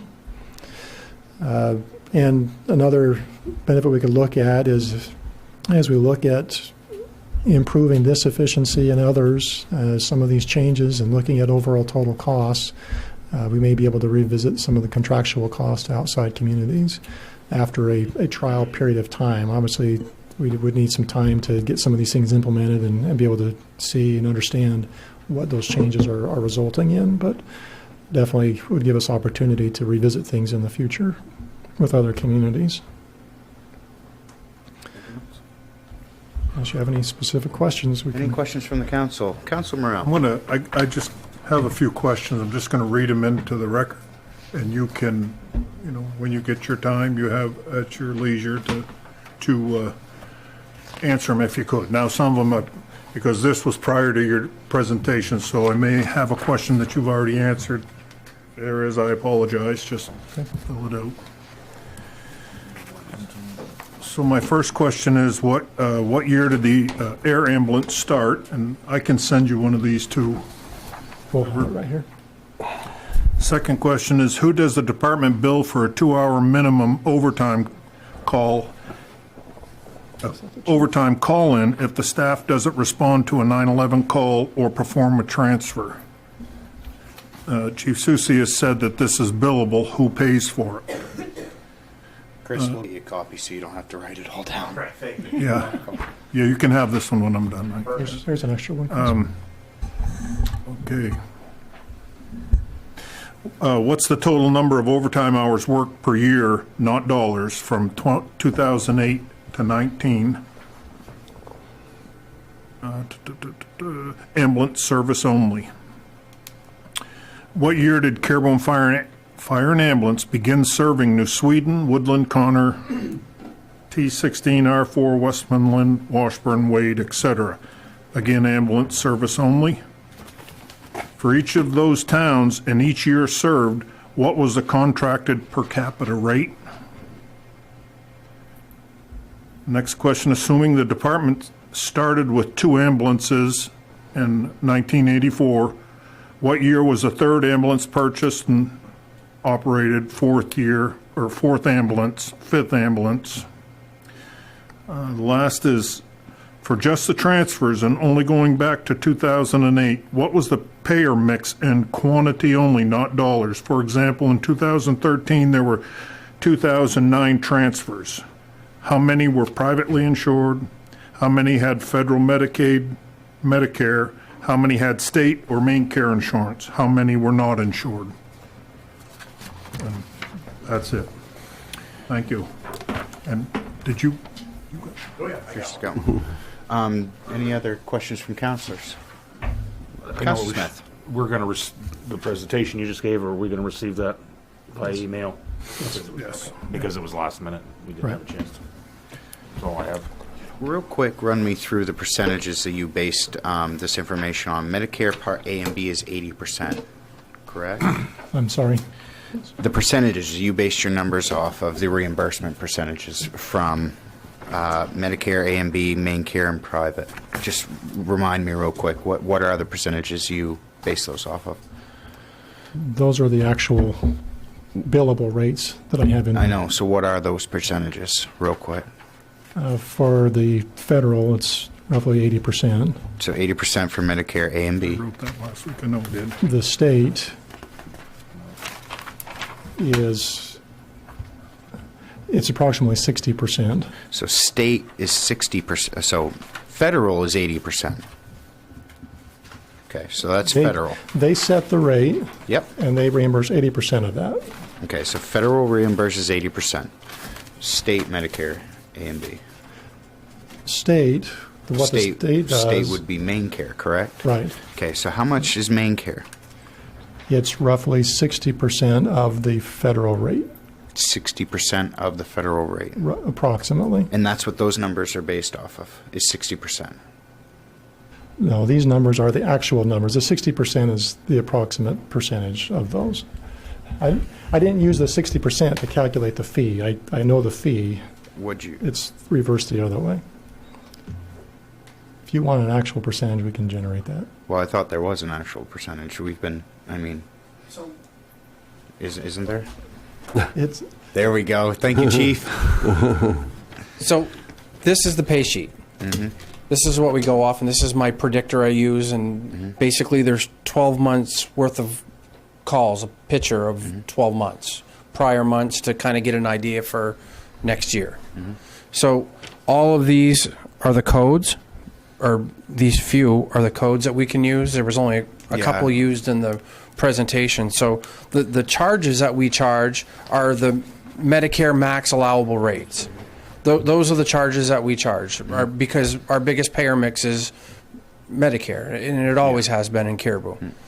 So that's 80% of what they tell you you can charge. So on the $100, they would say, we'll give you $100. So if we charged you $1,000, they're going to look at and say, well, we'll give you $100, but we're going to pay you $80.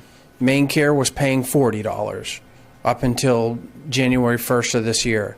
Private insurance paid the 100, about 60%. 5%, according to LD 1028, subsection 314-JJ. The department shall reimburse for ambulance service under main care at a level that is not less than the average allowable reimbursement rate under Medicare for such services, or at the highest percent of that level that is possible within resources appropriated for those purposes. Beginning March 1st, 2015, the department shall reimburse for ambulance service under main care at a level that is not less than 65% of the average allowable reimbursement rate under main care for such services. Beginning January 1st, 2020, the department shall reimburse for ambulance service under main care at a level that is not less than the average allowable reimbursement rate under Medicare for such services, and shall reimburse for neonatal transport services under main care at the average rate for critical care transport services under main care. And I know you know this. Where'd the 40% come from? So they've always paid at 40%. Now they're paying at 60%. The wages, or the numbers that they use, are not rural Maine. They're using Bangor urban Medicare, so no rural, you're not getting your rural modifiers.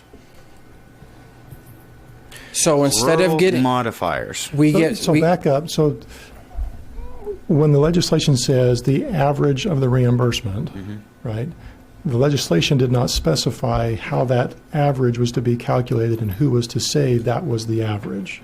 So when the state personnel looked at the averages for the state, they said for Aroostook County, the average reimbursable rate that everybody up here should be going by is the Bangor urban rate. Which is? And that's that roughly 60%, because it doesn't take into account the modifiers that we have being in a super rural area. So we're going to add super rural now? We always have had super rural. Guys, look, let's face it, this is a very hot topic. People are... Nationwide. No, seriously, down Nationwide. in Florida, same thing. Down in Arizona, same thing. It's nationwide. It's not just us. It is not just us. And quote me there, Chris. It's not just us. So I want to make very clear that we stop using this roughly and we get it right to the T, because it's right to the T. That's right to the. No, it's not roughly. It's okay, right. then. It's Okay, right to the T. Let's use it right to the T then. So it's 65%. So, for instance, these rates that are up on the board, okay? So that 313 on the right side, that's basically what the federal rate says. That's a maximum that we can charge. The federal rate on the left, the 274, is, roughly 80% of that. The state reimbursement rate, I'll get you one.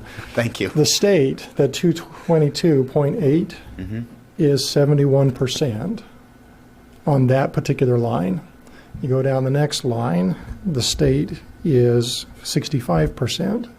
The next line down, the state reimburses 72% and 72%. The mileage reimbursement rate at the state level is 54%. So because this can be such a complex issue and everything, when we say roughly 60%, we're trying to shorten meetings, honestly. But we can get you more firm numbers and have all those things. But yes, we're not getting, even though the state legislation says that they were going to be reimbursing us, the intent was what we were getting reimbursed from the Medicare side. That is not the case, based on the assignment of the Bangor urban rate to our area.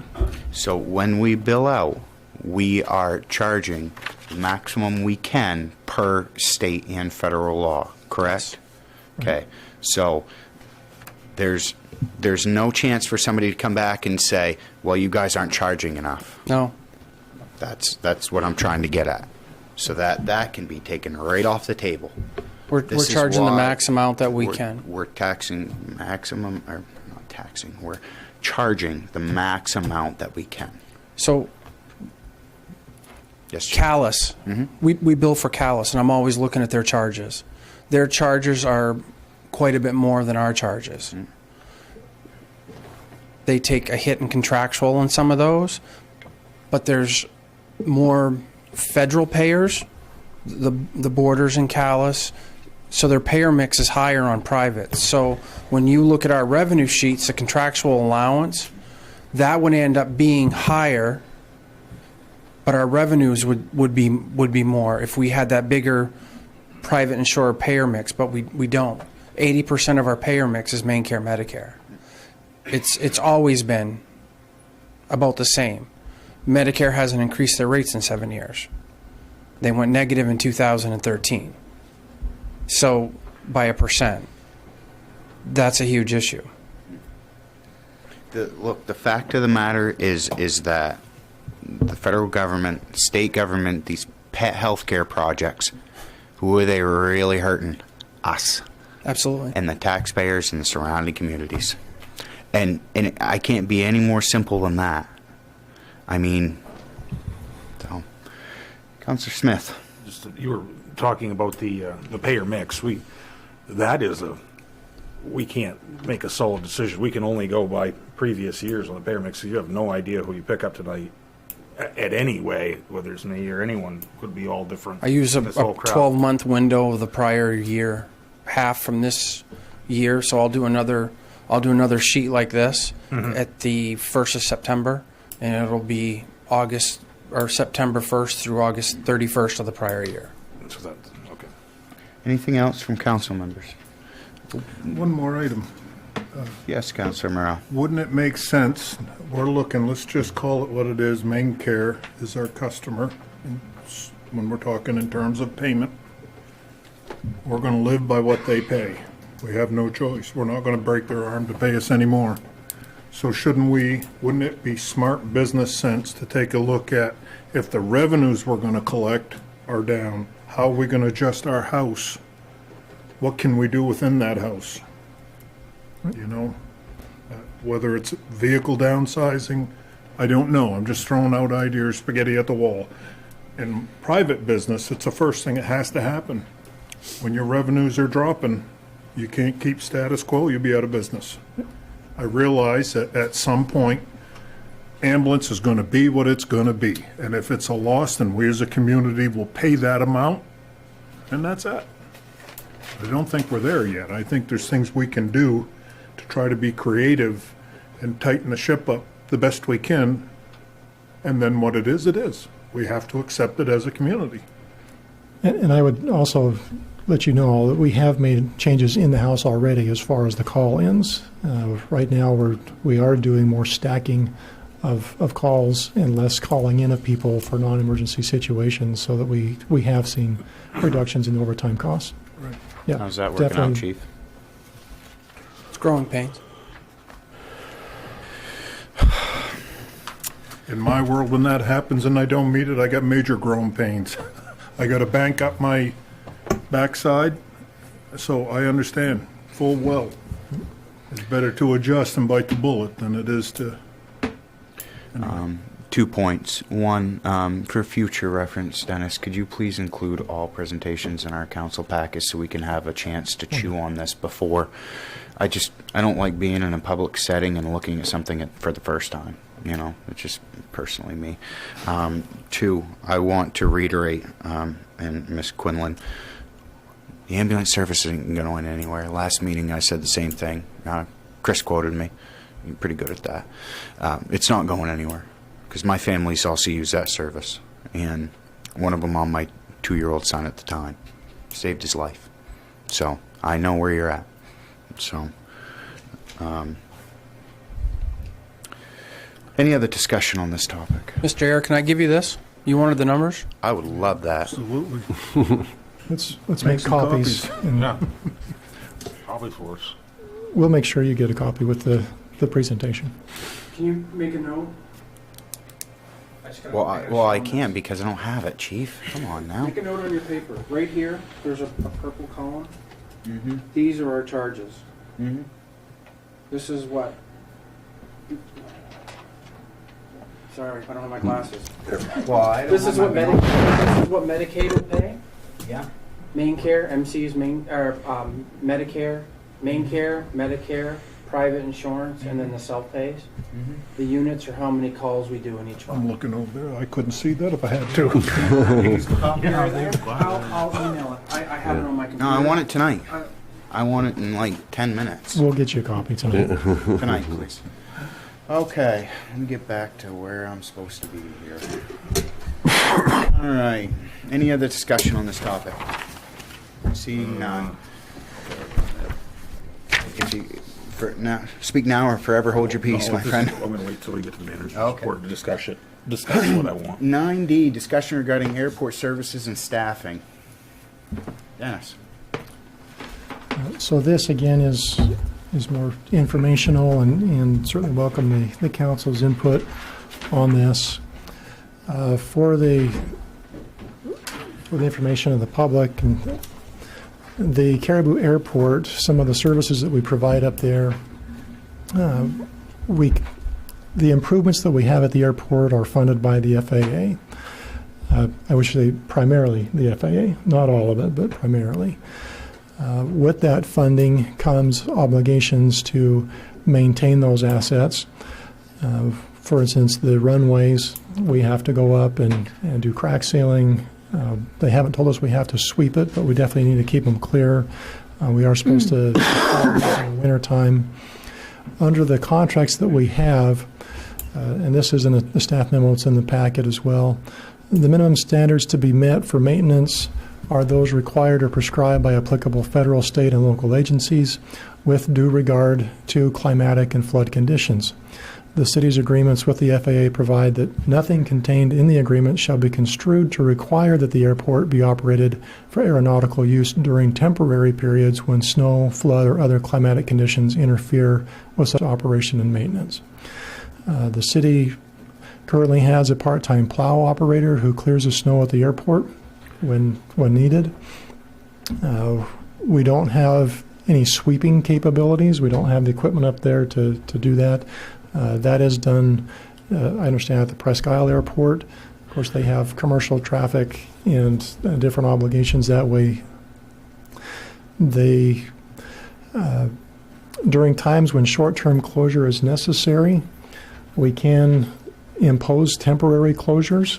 We just have to notify all the personnel that might be flying around hoping to land. That's referred to as a NOTAM, or Notice to Airmen. And there's a process we have to go through of checking the runways, both at the beginning, the middle, and the end. And we have a software online system that we have to go and report numbers to. It's an FAA system, and they then spit out a score for the runways based on the conditions that we've reported. A score of 333 basically indicates everything's clear and there shouldn't be any issues landing at the airport. A level or a score of 111 would indicate that you have ice conditions, snow conditions, and it's a hazardous situation. Life flight, for instance, will not land at our airport if it's less than a 3 on the scale. The other service we have up there is the fuel island, which provides 100 LL fuel for airplanes and others who may sneak onto the grounds. We don't condone that activity. We can't in our contract with the fuel supplier. It's supposed to be only for aeronautical services, but right now we don't have a security camera up there 24/7 monitoring if it's a plane or somebody else. That fuel island, it was constructed with FAA funds, and so we have to maintain that. The fuel that's in the ground, we have to maintain that as any gas station would. We have to go through the proper procedures to maintain that asset, check on it. In fact, with aviation fuels, there's stricter scrutiny in making sure that we have tests done on a more regular basis.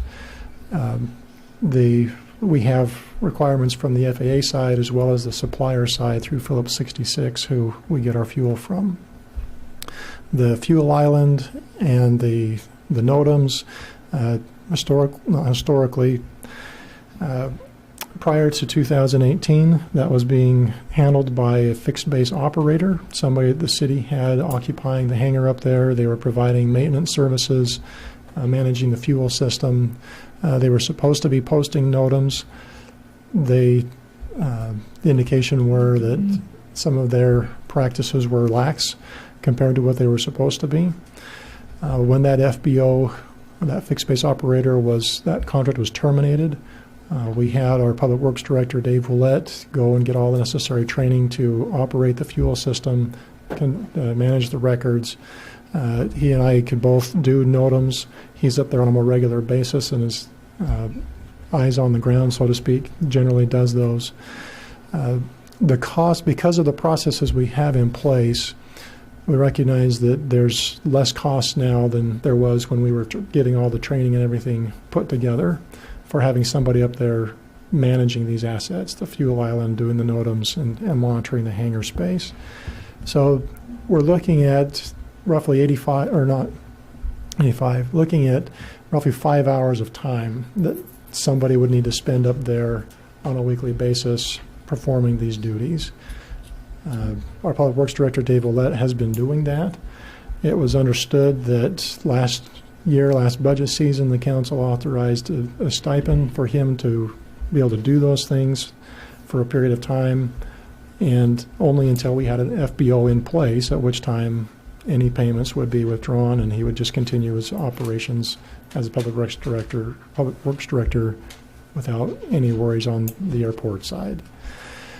looking at it now with the 5 hours of work that would be needed, it's what we would like to do is put this out, see if there's any interest on a part-time person so that we can get some training in there, be able to relieve Dave of these responsibilities, let him focus again just on the public works side.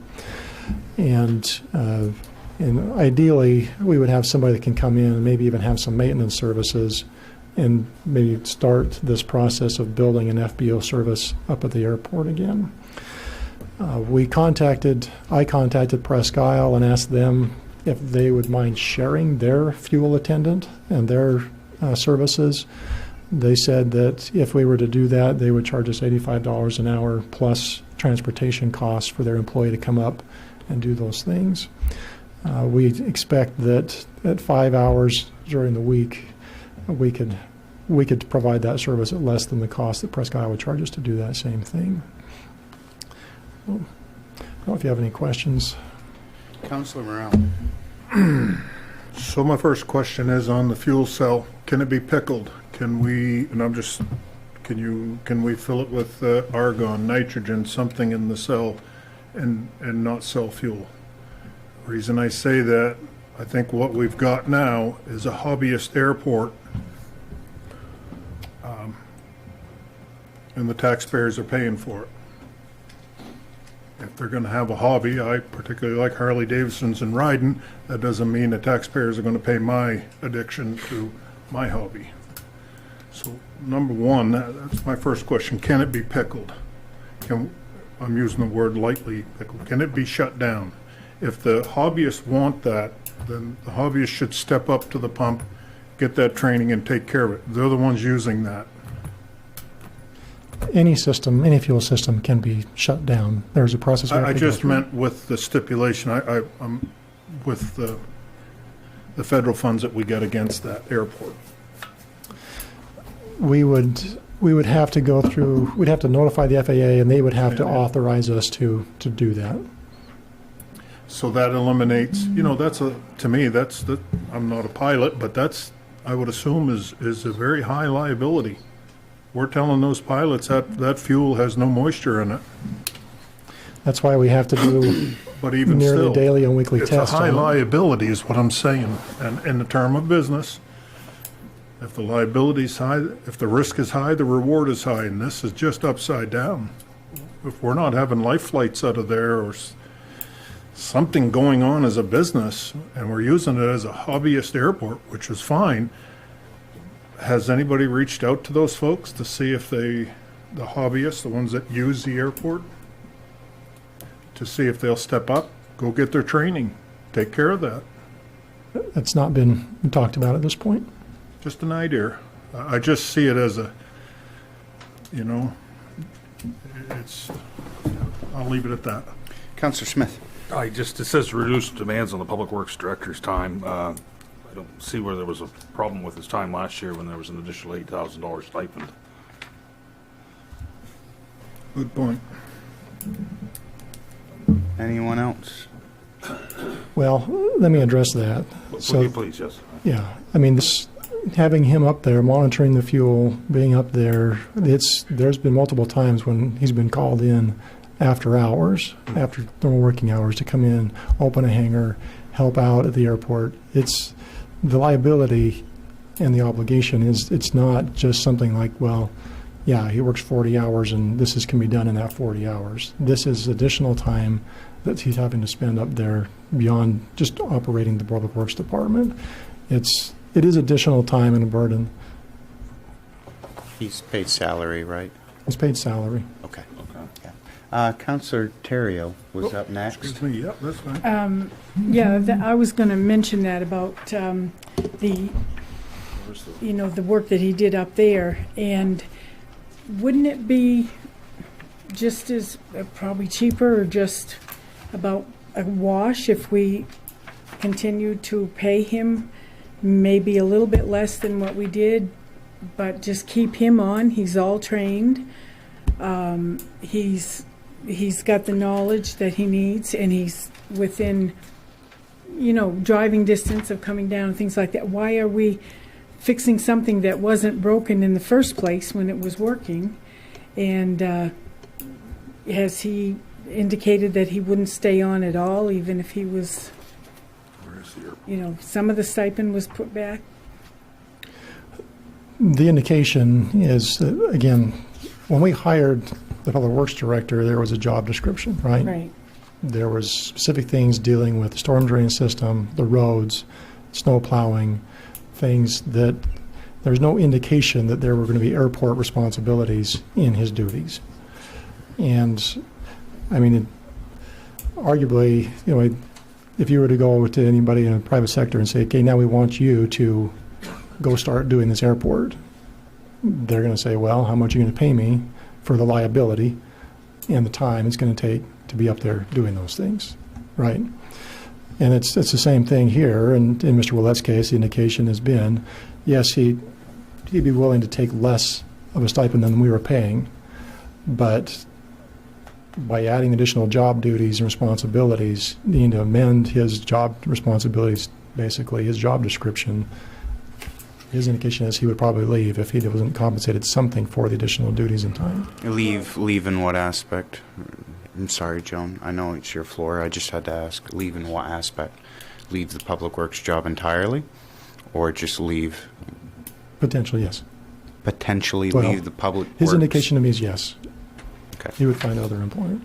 Well, I think I had suggested at one time in one of our airport meetings that you could perhaps create a part-time job with a different, a different title other than the Public Works. It could be the airport manager or something like that, that could be within that scope of 5 hours a week. And of course, there would be no benefits or anything. Right. And he could take on that job under that capacity instead, because if he's going to get additional duties that require additional training, I believe that at some point we have given other employees who have taken on additional duties and additional certifications and things. I think that we have given them stipends or increases, and I don't see where this is any different. And his knowledge and what he's been doing up there is, to me, I don't see the point in starting over with somebody else, but that's... Councillor Morrell. Oh, hold on. You've already spoken. I saw Councillor Hugh out of my peripheral Sorry. vision. I've got to go to him next, and then I promise you'll be next. You're rotten. Where we're talking about employment status and pay, should we be talking about this in executive session? If we're talking employment status and pay, it's a budget matter. If you want to talk specifically about the performance and abilities, Okay. that would be executive session matter. Okay. Councillor Morrell. So clarification on liability, it's not Mr. Willette's liability. He's an employee. It falls the liability on the city. The city's the one that carries that. True. 2, who is he opening up hangars for? Please tell me it's not a hobbyist flying in here that wants him to open up a hangar in the middle of the night. They have keys to their own hangars, and No, they so occasionally we will maintain 10 get feet people that front will of it. fly in that are not from the area, and they'll So what call are we up. billing for the service? That's the fee schedule that we have for occupation of the hangars. But, I- no, go ahead. It's a hobbyist airport, and that's what it's come to, is a hobbyist airport. If they want it, step up to the pump and take care of that. Do the pump, lease it to them for $1. Let them run it and have at it and run it, and what profits they make. Any other discussion from the council? Let's move on to, this is a discussion, first read. Let's move on to 10, reports and discussion by mayor and council members. Any council member like to speak, or I don't have anything, so. Coun- Okay, go ahead. Councilor Morrell. Following up on Finding out where we're at. a week ago, I brought the topic up of one who's doing the purchasing, and are they doing it on purchase orders signed by you or finance? We have some departments that are using purchase orders strictly, They're using what now? I'm sorry. Purchase orders strictly. Others are getting invoices and quotes, and those get turned in as warrants. And the warrants all come across my desk, and no check goes out to those unless I've approved them. Do you know where everything's going? Yes. You know where every item that's being bought that it's and I'll just throw this out there, weed killer that isn't going to a person's home that was charged to the city. You know that for a fact, that everything comes across your desk, because I get a lot of these. I do a lot of purchases, and I have all I can do to keep up with them. Okay. And knowing where everything goes. And that was my gist of that you know, you being the top dog, understand where that stuff's being used. It's not going on somebody's lawn, and I'm just saying that in general. It's going to something that the taxpayers have here in the city. I do not personally inventory every purchase that takes place. There is a level of trust that we obviously have to have with the employees, and unless we hear a complaint or somebody has evidence of something like that occurring, and it gets brought to my attention. So who signs off on the purchase orders? If Scott wanted to buy something, are you doing a purchase order and turning it into the city? Even if you get a quote, now, and I'm just saying in general, I send out quotes all the time. It doesn't matter what the quote says, I still put that in the form of a purchase order attached with a number, who's ordered, who requested it, where's it going, what job. Right. So if the chief were to order something, new boots, right, he'd get a quote, he would submit the receipts to the finance department, they prepare the warrant, it all comes across my desk, I check all the receipts, all the documents, and to see what is being purchased. As far as which project it's going toward, that's probably something we can add to the process. I don't have a problem with that. Just throwing it out there, you know, and I'm just bringing up the lawn thing, and yeah. My point is that we have a record of tracking. If Scott went out and bought a half gallon, we're going to know that he bought a half gallon of whatever it was. Right. And the good stuff. That we know where it's going and be able to track that. Found on the bottom shelf, Chief. That's where. That's what we can afford. Anyway. Anything else, Councilor Morrell? No, I just would like to see detail. Maybe you can explain to me. I'll come down and you can show me what you do. At some point, we'd like to be able to track that, to understand where it went. And when questions are brought up, you can say, well, Mr. Morrell, you got right here, Scott come in on purchase order, blah, blah. This is what he bought, and this is where it's going. And I've got a warrant on my desk right now if you want to come up and look at it afterwards. I can add to it. Well, I don't think we need a 5-minute break. We'll take your word for it. Yeah. All right. Oh, no, we're far from being done. Anything else from council members? Nope. Seeing none. Item 11, City Manager's Report. Dennis. A summary of these items is, again, in the packet. And so the council knows we're going to start publishing this out to the website so that the citizens can see this, and it'll be highlighted on the manager's page as well as on the home page. As far as updating on some economic development elements, I reached out to, or as far as the Skyway Plaza, the contract with THHS and has been signed, and so we do have DHHS in our community for another 15 years. So that's a positive. The 60 Access Highway, the Beamery company that was looking at that space, thanks to Councilor Morrell, we're able to find a different space, actually just across the street. And they've moved into that space now and are moving forward and operating well. They've invited to come and take a tour of their operations. If the council is be interested in doing that and seeing what they've actually got going on there, we can set something up that way. The Caribou Shopping Center, Mr. Dana Cassidy's jumping gym that he opened up, he's indicated that he's willing to do a ribbon cutting on a Friday, Saturday, or Sunday when it's open.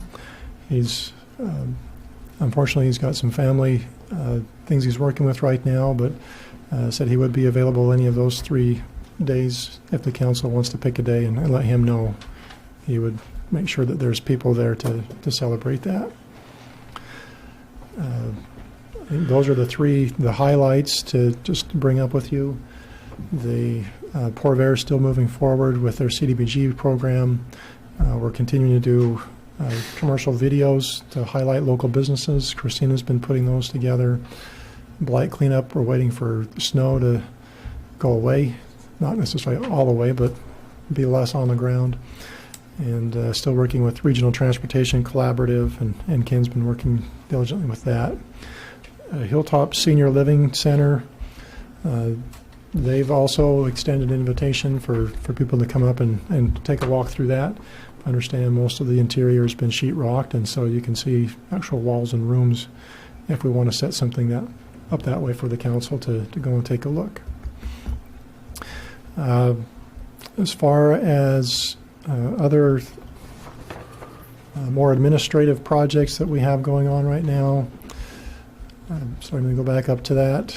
One of the big ones is dealing with the fire and EMS contracts with outside communities. As of right now, we've received official word from Limestone that they would like the $100 contract, $100 per person contract with the city. They're ready to sign as soon as we are. And so between them and Caswell, that would be bringing in $230,000 of revenue that was not anticipated in the budget this year. And so would definitely be a positive thing for us to move forward with. We had at least 3 runs out to Limestone even today. We're the closest ambulance service. We have some of the crews to be able to respond, and we're billing them directly for each of those runs now. But they would like a contract so that they can move forward. Indications from Westmoreland, Stockholm, New Sweden are that they would like to continue with fire and EMS services at the $125 per person rate. Wade and Washburn and Parham have asked Presque Isle to provide their EMS services. In talking with the city manager for Presque Isle, they are not currently going to seriously consider Parham because of the distances involved in going up there, but that's obviously for them to work out. Still waiting for official responses from Woodland and the county on behalf of Madawaska Lake Region and Connor Unincorporated Township. Understand that there are several of these communities that were having meetings tonight, so we may hear some or get some additional updates later this week. Jody, I think you had some questions. Just on the fire and EMS contracts, I know we've been over this many times. The additional $230,000 that we're pretty sure of, is that likely to come in before, all of that to come in before we set the commitment this year? Right? Or is that going to, a lot of this revenue, depending on how we bill it, if we do it quarterly, is it going to come in later on in the year? I don't know what our options are for billing, because there was some talk about allowing them to pay quarterly. Right. I guess that would be... We've allowed quarterly payments in these contracts in the past, just so that they have opportunity to, because some of their fiscal years don't match ours, and so sometimes they have to go through public meetings and approve new budgets for the later part of the later part of our fiscal year as a start, or near the start of their fiscal year sometimes. So that's why we've looked at a quarterly basis. Because what I want to see here is this is a huge savings, and the purpose of this was to save the taxpayer money or reduce our operating costs. So I want to make sure that this money goes to a direct reduction to the fire department. But I mean, any of it, I don't want it to see it go anywhere else to that, or even if it was in another line item, because some of this money may come in over the course of the remainder of the year as cities or townships decide to the contracts are drafted based on our budget year, the calendar year, but because their finances their budget years are different than ours, that's why we've allowed that quarterly payment, so that they can anticipate those in their future budgets. Is that how our new contract with the new cities written, quarterly payments? Okay. Right. Councilor Yes, the Morale. full 230 would be this year. So in the dry spell, you know, when the revenues aren't coming in from taxation on the way we like it, are we tapping a LOC and paying interest to carry us over a hump anywhere along the way? Line of credit, are we tapping, borrowing? In other words, my point that I'm trying to make that is, and I have no problem with quarterly payments at all, that's fine. But if by doing that, is putting us in a position to have to tap an LOC and pay interest on it to carry us over a dry hump of receivables of taxation, local coming in, you know, our revenues coming in. The council last year authorized a letter of credit to, in a sense, help through the dry spell. We did not have to tap into that. You can understand why I ask that, because again, in quarterlies, and we're trying to bill only what's needed and raise what's needed to make it a level playing field for all of us, it would put unnecessary bear on the Caribou taxpayers to pay an interest rate to carry, you get my point, to carry over a dry spell. Right. For another community. Right. Okay. And we anticipate with the new fee structure, that $100 per person, that is a significant increase from what they have been paying, and it would be a significant increase into those revenues from those outside communities that we haven't had in the past. So even their quarterly payments will be a benefit to us. Okay. Obviously, been working on the EMS transfer study. We'll try to address the additional questions that were brought up tonight on that. The Blight Commission, we've met now three times. We've put together a lengthy list of tools that we can utilize to address blight. I emailed that out to the councilors earlier or late last week so that you could see that. I think we have upwards of 50 different tools, some of them in our toolbox, some of them not. And we've made some assignments for members of the committee to do some additional research into those ones that we don't have in the toolbox now, so we can see what we can do or what is necessary to implement those, or if we want to even implement those. The public safety building, it really is just now the police station study that we're looking at with that. Artifacts consultants have been to the city. They've looked at the Sitel building. The main thing I wanted to just mention with this, that Mr. St. Peter, who owns the building that Cary administration is currently in down on Sweden Street, he's indicated that he would like the city to consider his building as a possible site for the future police station or city hall. And because that, looking at his building is not currently in the scope of the project or the contract with Artifacts, we would have to amend that. If the council's willing to look at that building as well, I can get a quote and see what additional costs there might be in looking at that building as well. Get through February break with the schools and everything, and then we'll look at that. Fair enough? That's fair. Okay. Well, yeah, Which one's the public safety? We're still in public safety? Yeah. Okay. Should we probably get through the assessment on the fire station? There's some thoughts I have that I need to express with the committee on this topic. So rather than jump ahead and spend right now. Mm-hmm. Right. That would warrant having a building committee meeting or a. Right. We got to have I'd like to have the documentation from the. Was it Sewell? Sewell. Sewell. There we go. Mm-hmm. I'd like to have some sort of. They're doing that analysis. I'd like to get that in hand. Yep. And then we know what we're talking. We're not guessing. Right. Okay. Obviously, union negotiations, I already mentioned that tonight. The wage and classification policy, is trying to put that on the back burner, trying to address some of these other issues. The 2020 budget, in order for the revenue projections to be finalized, we need to finalize what's happening with the EMS fire contracts in these other communities. And so I know we gave each community until March 31st to respond.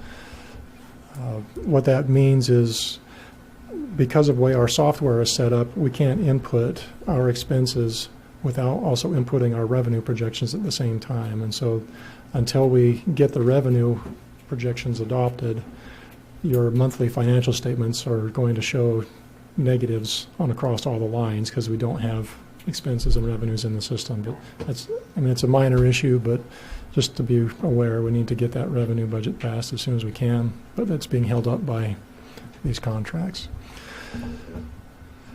The general plan update is moving forward. The Planning Commission is working. We have a couple of planning commissioners that are working with us on the Blight Commission, and definitely appreciate their insights. The cable franchise renewal, there's been discussion about what the impacts are going to be on the franchise fee. We currently charge a 5% franchise fee for Spectrum to be in the community, and the FCC has handed down a decision that basically says we can't charge more than 5%, but any cost that Spectrum's incurring on our behalf also has to be rolled into that 5%. So when we, in the current contract, we have that they would provide free cable service to City Hall, the fire station, Nylander, Teague Park Elementary, which obviously doesn't exist anymore. That's not our deal. Don't even say it with this deal. Right. And so the recreation center, but those free services now have to be deducted, according to the FCC, would be deducted from the franchise fee that we're currently collecting. Spectrum's indication is that if we wanted to keep all of those free services, we would have to reduce our franchise fee from 5% to 4% in order to still have those. The PEG channel that we have... Oh, we don't have it anymore. It's gone. It's been gone for the past 15, 20 minutes. Interesting. Always. This is going to be the bane of your existence. Yes. This is- I swear it was all functional. So, anyways, the PEG channel and the franchise fees, those are all in Spectrum's, from their point of view, they just pass those costs on to the customers in order to pay the city, in order to provide the benefits to the city that we have in the franchise agreement. So we're still working through some of those issues, and we'll bring that back to the council. The LED conversion process, we're now working with Realterm to verify that all of the city's LED lights are now under the LED rate structure with Amera, which we anticipate will bring some additional savings to us if we get all of that tied down. And we've changed out all the phone systems in the city buildings now. We're now with GWI instead of OTT. And that basically gets us where we're at. The other high streets on hold. River Road is on hold until we see what happens in the spring. Hopefully nothing. And Teague Park is on hold. Yeah. Jinx it. Jinx it, Some more Dennis. wood. Right. All right, anything else, Dennis? I think that's it for the Item manager. 12, reports by staff and appointed officials. Anybody from staff? Jane? Yes, I Jane, have 4 Jane. things tonight. All kinds of stuff. I've been quiet for a couple meetings. I'm just a small dog here, little dog. I'm not one of the big 3. So when it comes to purchase orders, don't mind using purchase orders, but my biggest expense is a voting booth and ballots. And I am required to buy the ballots from a certain vendor. So I don't mind using them, but for instance, if I need a light bulb, can I go over to S.W. Collins and, well, I don't do it. Someone from REC helps me replace the light bulbs in my general assistant's office. Somebody So, from the rec? Someone from the REC will come over and change a light bulb for me. We don't carry 3 dozen light bulbs in the facility in the closet. Yeah, I'm just throwing that out. I don't have any light bulbs. By God, I'll get you a 12-pack. How many watts? And I'm not going to be replacing them. That's the thing. It's the light bulbs. I'm not replacing them. Okay. So, but I don't mind. Chief, you're going to get hit, man. Just remember, Chief, I was polite when you used it. Okay. So I don't, but I do a warrant. I do a warrant for general assistance. And those checks for that warrant are sitting on my desk, but the warrant is sitting on his desk. Those checks for that warrant do not go out unless my boss, the city manager, signs off on that warrant. He is not doing the purchase orders. I do those purchase orders because it's for general assistance, and that's the welfare. But he signs off on it, and it's sitting on your desk. Please sign it. So, now, when it comes to dogs, because I heard a counselor mention dogs tonight, we are still in dog season around here at Caribou City office because the late fee started. Now, as a clerk, I follow rules. You want a clerk that follows rules. I follow state law. I follow city ordinances. You want a clerk that does that. And I would say in most personality types, and we've done them at clerk training sessions, we tend to follow in this certain area of clerks. And we follow the rules. And I always say to people, there's no shades of gray here. It's black, it's white. And I follow the rules. So when it comes to dog licensing right now, it's $6 and $11 for a dog that's a new dog. A re-registration, we called over 800 dog owners in January. And now there's a late fee. And the late fee is $25 on each dog. So a $6 dog is now $31. An $11 dog is $36. I'm following state law, a law that is from the 1800s. And I have a copy of a dog license from the 1800s. Now, excuse me, Jane, that 1800 law, was that not so that if my dog went across to my neighbor's farm and chewed up a chicken, that money was there as a little to replace that chicken or that small furred animal? If your dog wasn't licensed in the 1800s, a constable could shoot your dog. He'd probably get shot himself in the 1800s. Okay? That's not still in law, right? No, that's not still law. But in the 1800s, it says right on the license that if the dog is not licensed, that the constable, that's the words, constable, can shoot the dog or take care of the dog, or the dog will no longer exist. And that is not taken care of. That's not the comment that I made about the dogs was not about your ability to collect or do your job. Right. It's from this council that's allowing that squeeze to be placed on taxpayers. It's nothing to do with you. My comment was directed at us and the city manager. But I'm following a state law. It's not about you. You're doing great. I'm not trying to question your work you're doing. Okay. I'm talking about this council and the city manager. But it is following a state law. I do want to explain about the dog licensing. A $6 dog, 3 of that goes to the state of Maine. 2 of that goes to animal welfare here in the town, and $1 is a clerk revenue. Okay, so I do 1,000 dogs a year. That's $1,000 we earn. Believe me, I'm not one of the big dogs. I'm a little yappy one at your heel. Okay? Now, the $25 late fee, every dime of that goes to animal welfare. Now, if you want to see where your animal welfare money is gone, it is 472 on page 32, animal welfare. And you have $7,924.21 in that animal welfare account. That is late fees and dog licensing. Which goes to? Right now, it's been sitting there building up accounts, but it could be used to get dog food, do something for doggy jail.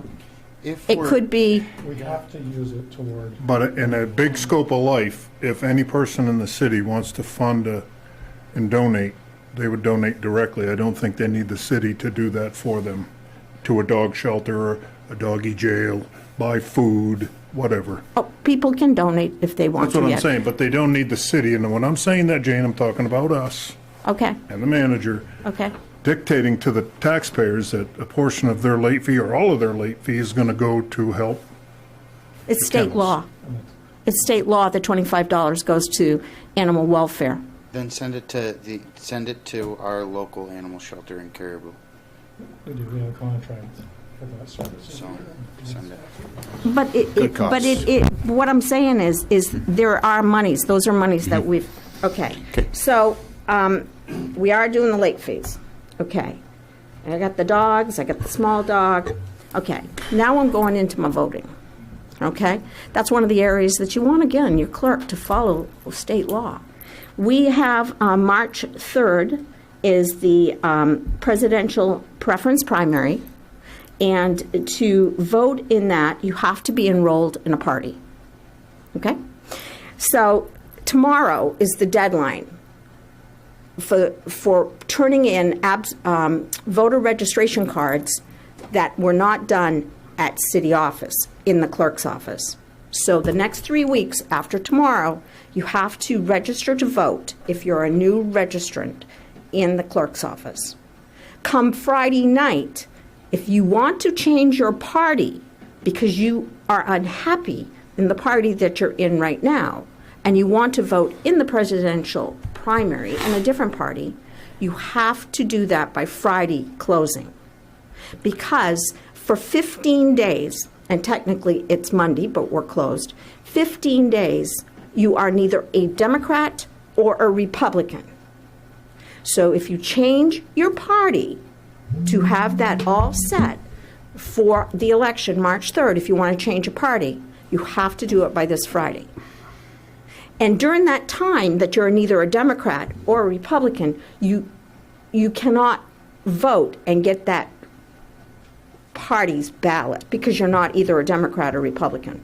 Now, if you're unenrolled or not in a party, you can enroll in a party anytime between now and through Election Day. And then you can get the ballot of that party. Okay? So remember, switching, if you want to switch, got to do it by Friday. If you want to register to vote, like do it at motor vehicle or someplace, tomorrow's the deadline. Absentee ballots is Thursday, February 27th, and we will have extended hours. We'll be here from 5 to 7 that night to do absentee balloting and updating our voting list. And I bring these up and focus on these because I'm having a lot of change of parties. And I want to make sure on Election Day that you are in the party that you want to be and get the ballot that you want. Because, and if you want to call and see if you're in the party that you want to be in, you're welcome to call us and we will answer that question for you or come in. Because honestly, we are having a lot of movement going on. Okay, so that's my election stuff. Oh, one wing nutting out there is the catastrophic leave program that came up last October and November. And it hasn't come back, and I'm just hoping that in the next 5 months, or more precisely 175 days or less, the catastrophic leave program can come back to the council.